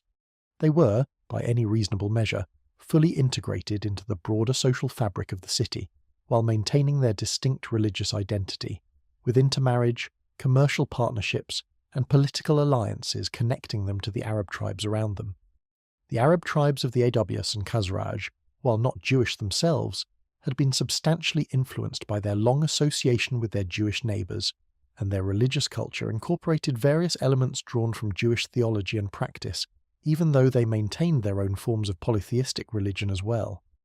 The political situation in Yathrib was unstable, in ways that would prove significant for the later course of events. The Aws and Khazraj had been engaged in a long-running blood feud that had erupted into violent conflict on multiple occasions over the previous decades, with both tribes incurring substantial casualties without either being able to achieve decisive victory. The Jewish tribes had generally supported one side or the other in different phases of these conflicts, with their own internal divisions sometimes following the lines of Arab tribal alignment. By the early 7th century, the various groups in Yathrib had reached a kind of exhausted stalemate, with all parties recognizing that the existing pattern of conflict could not be sustained indefinitely, but with no obvious mechanism available for transcending it. This situation would create the opening for an outsider with sufficient authority and credibility to step into the role of mediator, an opening that the Prophet Muhammad would eventually fill in ways that none of the parties could have anticipated. The broader Hijaz beyond these two major cities included various other communities, ranging from small oasis settlements to nomadic tribal territories to specialized religious sites and trading posts. The total population of the region was probably substantial in absolute terms, but spread thinly across a large geographic area, with most settlements being relatively small and most tribal groups numbering at most a few thousand people. The connections between these various communities were maintained through the trade routes, the pilgrimage traditions, the literary culture, and the various social practices that bound the broader Arab tribal world together. Despite the apparent fragmentation, there was a real sense in which the Arabs of the late 6th century constituted a single, recognizable cultural community, sharing language, customs, religious traditions, and various other elements that distinguished them from neighbouring populations and connected them to each other across geographic distances. The political and economic context within which all of this was operating was being dramatically reshaped during the late 6th and early 7th centuries by developments far beyond the borders of Arabia itself. The two great empires of the late ancient Mediterranean and Middle Eastern world, Byzantium in the west and Sassanida Persia in the east, had been engaged in a series of devastating wars that consumed enormous resources, depopulated significant territories, and disrupted the established patterns of trade and travel that had provided stability to the broader region for centuries. The most catastrophic of these conflicts, the Great War that began in 602 and continued until 628, involved Persian conquests of Egypt, Syria, and much of the eastern Byzantine territories, followed by Byzantine counterattacks under the Emperor Heraclius that eventually drove the Persians back and restored the pre-war borders. By the time the war ended, however, both empires were exhausted, depopulated, and economically devastated, with neither able to project significant power beyond its own immediate territories.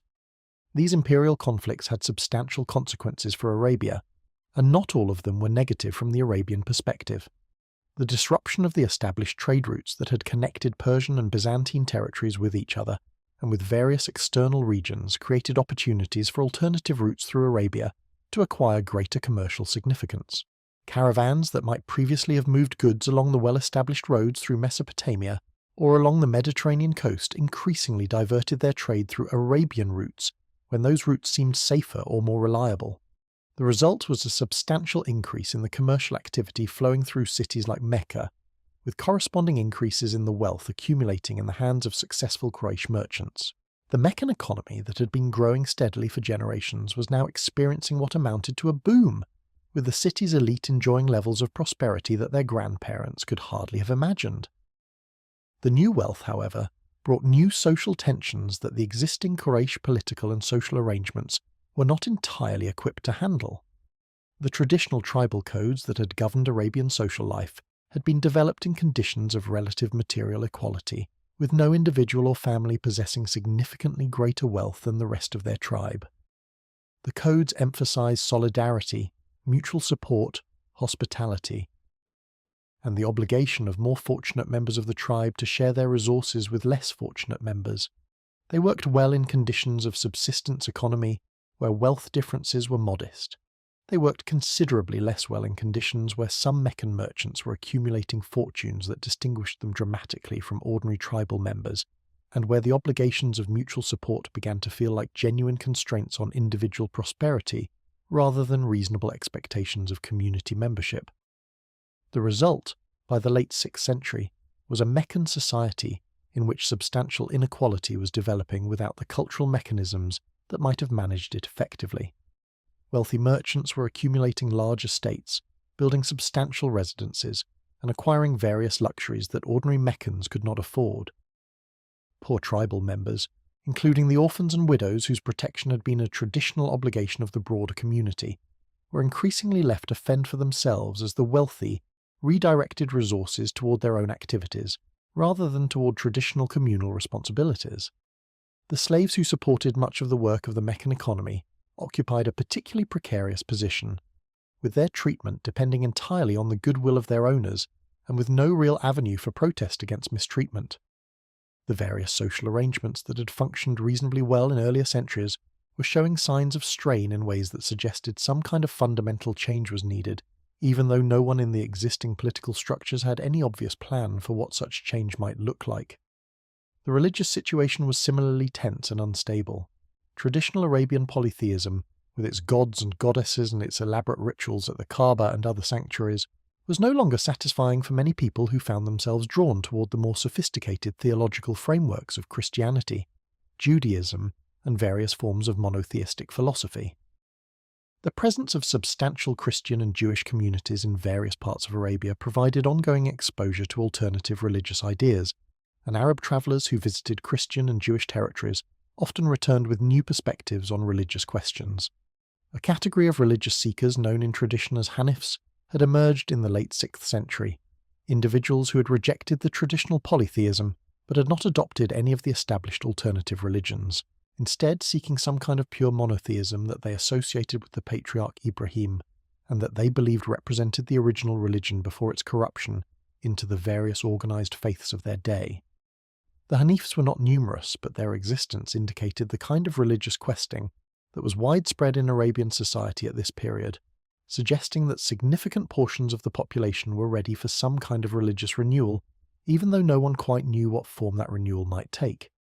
It was into this complex situation that a child was born in Mecca around the year 570, in the household of a relatively minor Quraysh family from the clan of Banu Hashim.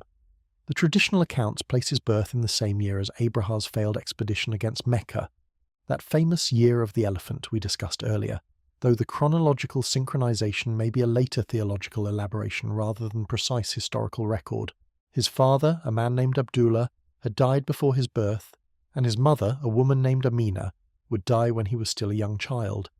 He was raised first by his grandfather and then by an uncle, growing up in the modest circumstances appropriate to a member of an important but not particularly wealthy family within the broader Quraysh political structure. His name was Muhammad, meaning the praised one, and he would eventually transform not only Arabia, but a substantial portion of the entire human world through his religious and political mission. The world Muhammad grew up in was, as we have seen, one in flux. The two great empires that had dominated the wider region for centuries were exhausting themselves in their endless wars. The traditional religious systems of Arabia were no longer satisfying many of the people who had grown up within them. The economic prosperity of cities like Mecca was creating social tensions that the established political and cultural arrangements could not effectively manage. The religious diversity of the peninsula, with its Christians, Jews, polytheists, Hanifs, and various intermediate forms, provided a rich environment for new religious thinking, but also produced the kinds of conflicts and confusions that often accompany periods of cultural transition. A great catastrophe had recently swept through both Byzantine and Persian territories in the form of the Plague of Justinian, which had killed millions of people in the mid-6th century and continued to recur in waves throughout the following decades, contributing to the general sense that the established order was unravelling and that something new was needed to replace it. The specific form that this new something would take was not predetermined by the various tensions and opportunities of the period. There was nothing inevitable about the rise of Islam, no reason why a religious movement of exactly the character that Muhammad would eventually lead had to emerge from this particular set of circumstances. But the conditions were ripe for some kind of significant religious and political development, and a person of unusual abilities operating in the right place at the right time could potentially channel the various forces at work into something that would reshape the world. As it happened, Muhammad turned out to be exactly such a person, and the message he would eventually deliver would speak to exactly the concerns that had been building in Arabian society for generations. The traditional polytheism would be rejected in favour of a strict monotheism that connected with the broader monotheistic intellectual currents of late antiquity. The social tensions created by economic inequality would be addressed through religious teachings emphasizing charity, the obligation to care for the poor, and the moral significance of how wealth was used. The political fragmentation of Arabian tribal society would be transcended through a new community based on shared faith, rather than shared kinship, allowing previously antagonistic groups to find common cause within a larger framework. The various religious threads that had been developing in Arabia, including those drawn from Judaism, Christianity, the older indigenous traditions, and the speculations of the Hanifs, would be integrated into a coherent new theological synthesis with its own distinctive character. But all of this lay in the future as Muhammad grew up in late 6th century Mecca, watching the world around him without any obvious indication that he himself would eventually transform it. He participated in the various activities expected of a young Quraysh man of his social standing, including some commercial work that took him on caravan trips to Syria and other northern destinations. He developed a reputation for honesty and reliability that earned him the nickname Al-Amin, meaning the trustworthy, suggesting that he was already showing the qualities that would later make him an effective leader of a religious movement. He married a wealthy widow named Khadijah, who was several years older than he was, and who had hired him to manage some of her commercial activities, and the marriage gave him both the personal support and the economic stability that would later allow him to devote himself to spiritual concerns rather than to the immediate business of earning a living.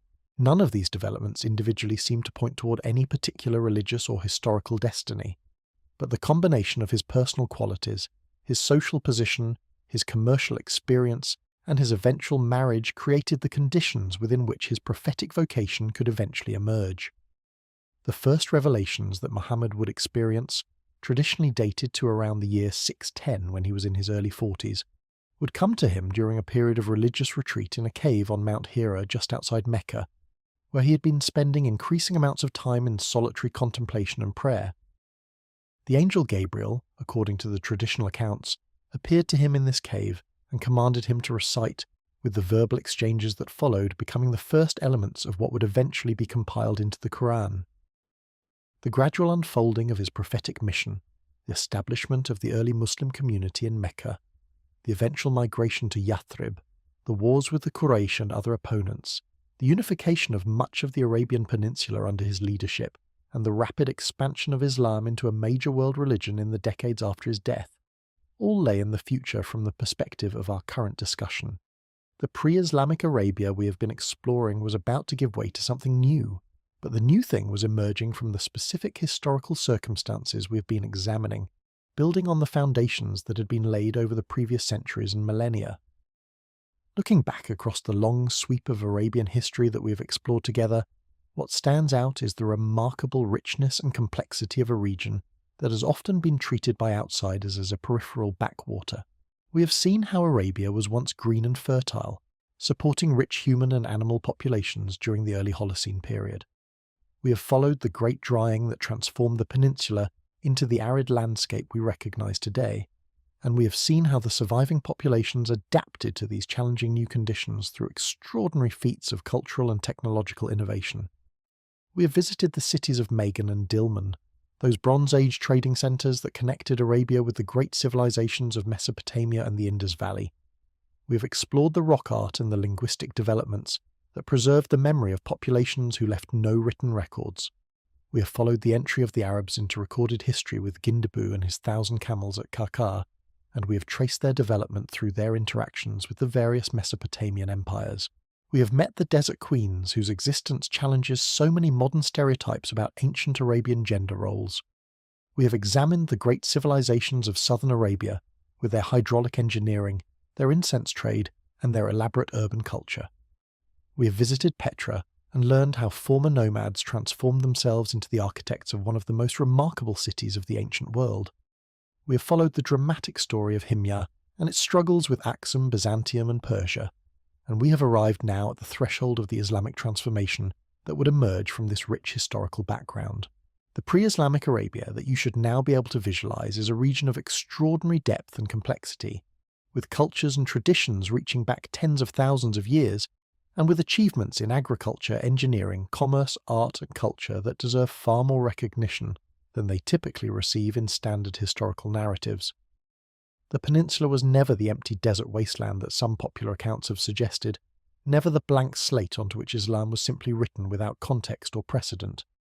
It was instead a rich and dynamic region whose specific history shaped the form that Islamic civilization would eventually take, and whose various contributions to that civilization can be traced in countless aspects of the resulting cultural synthesis.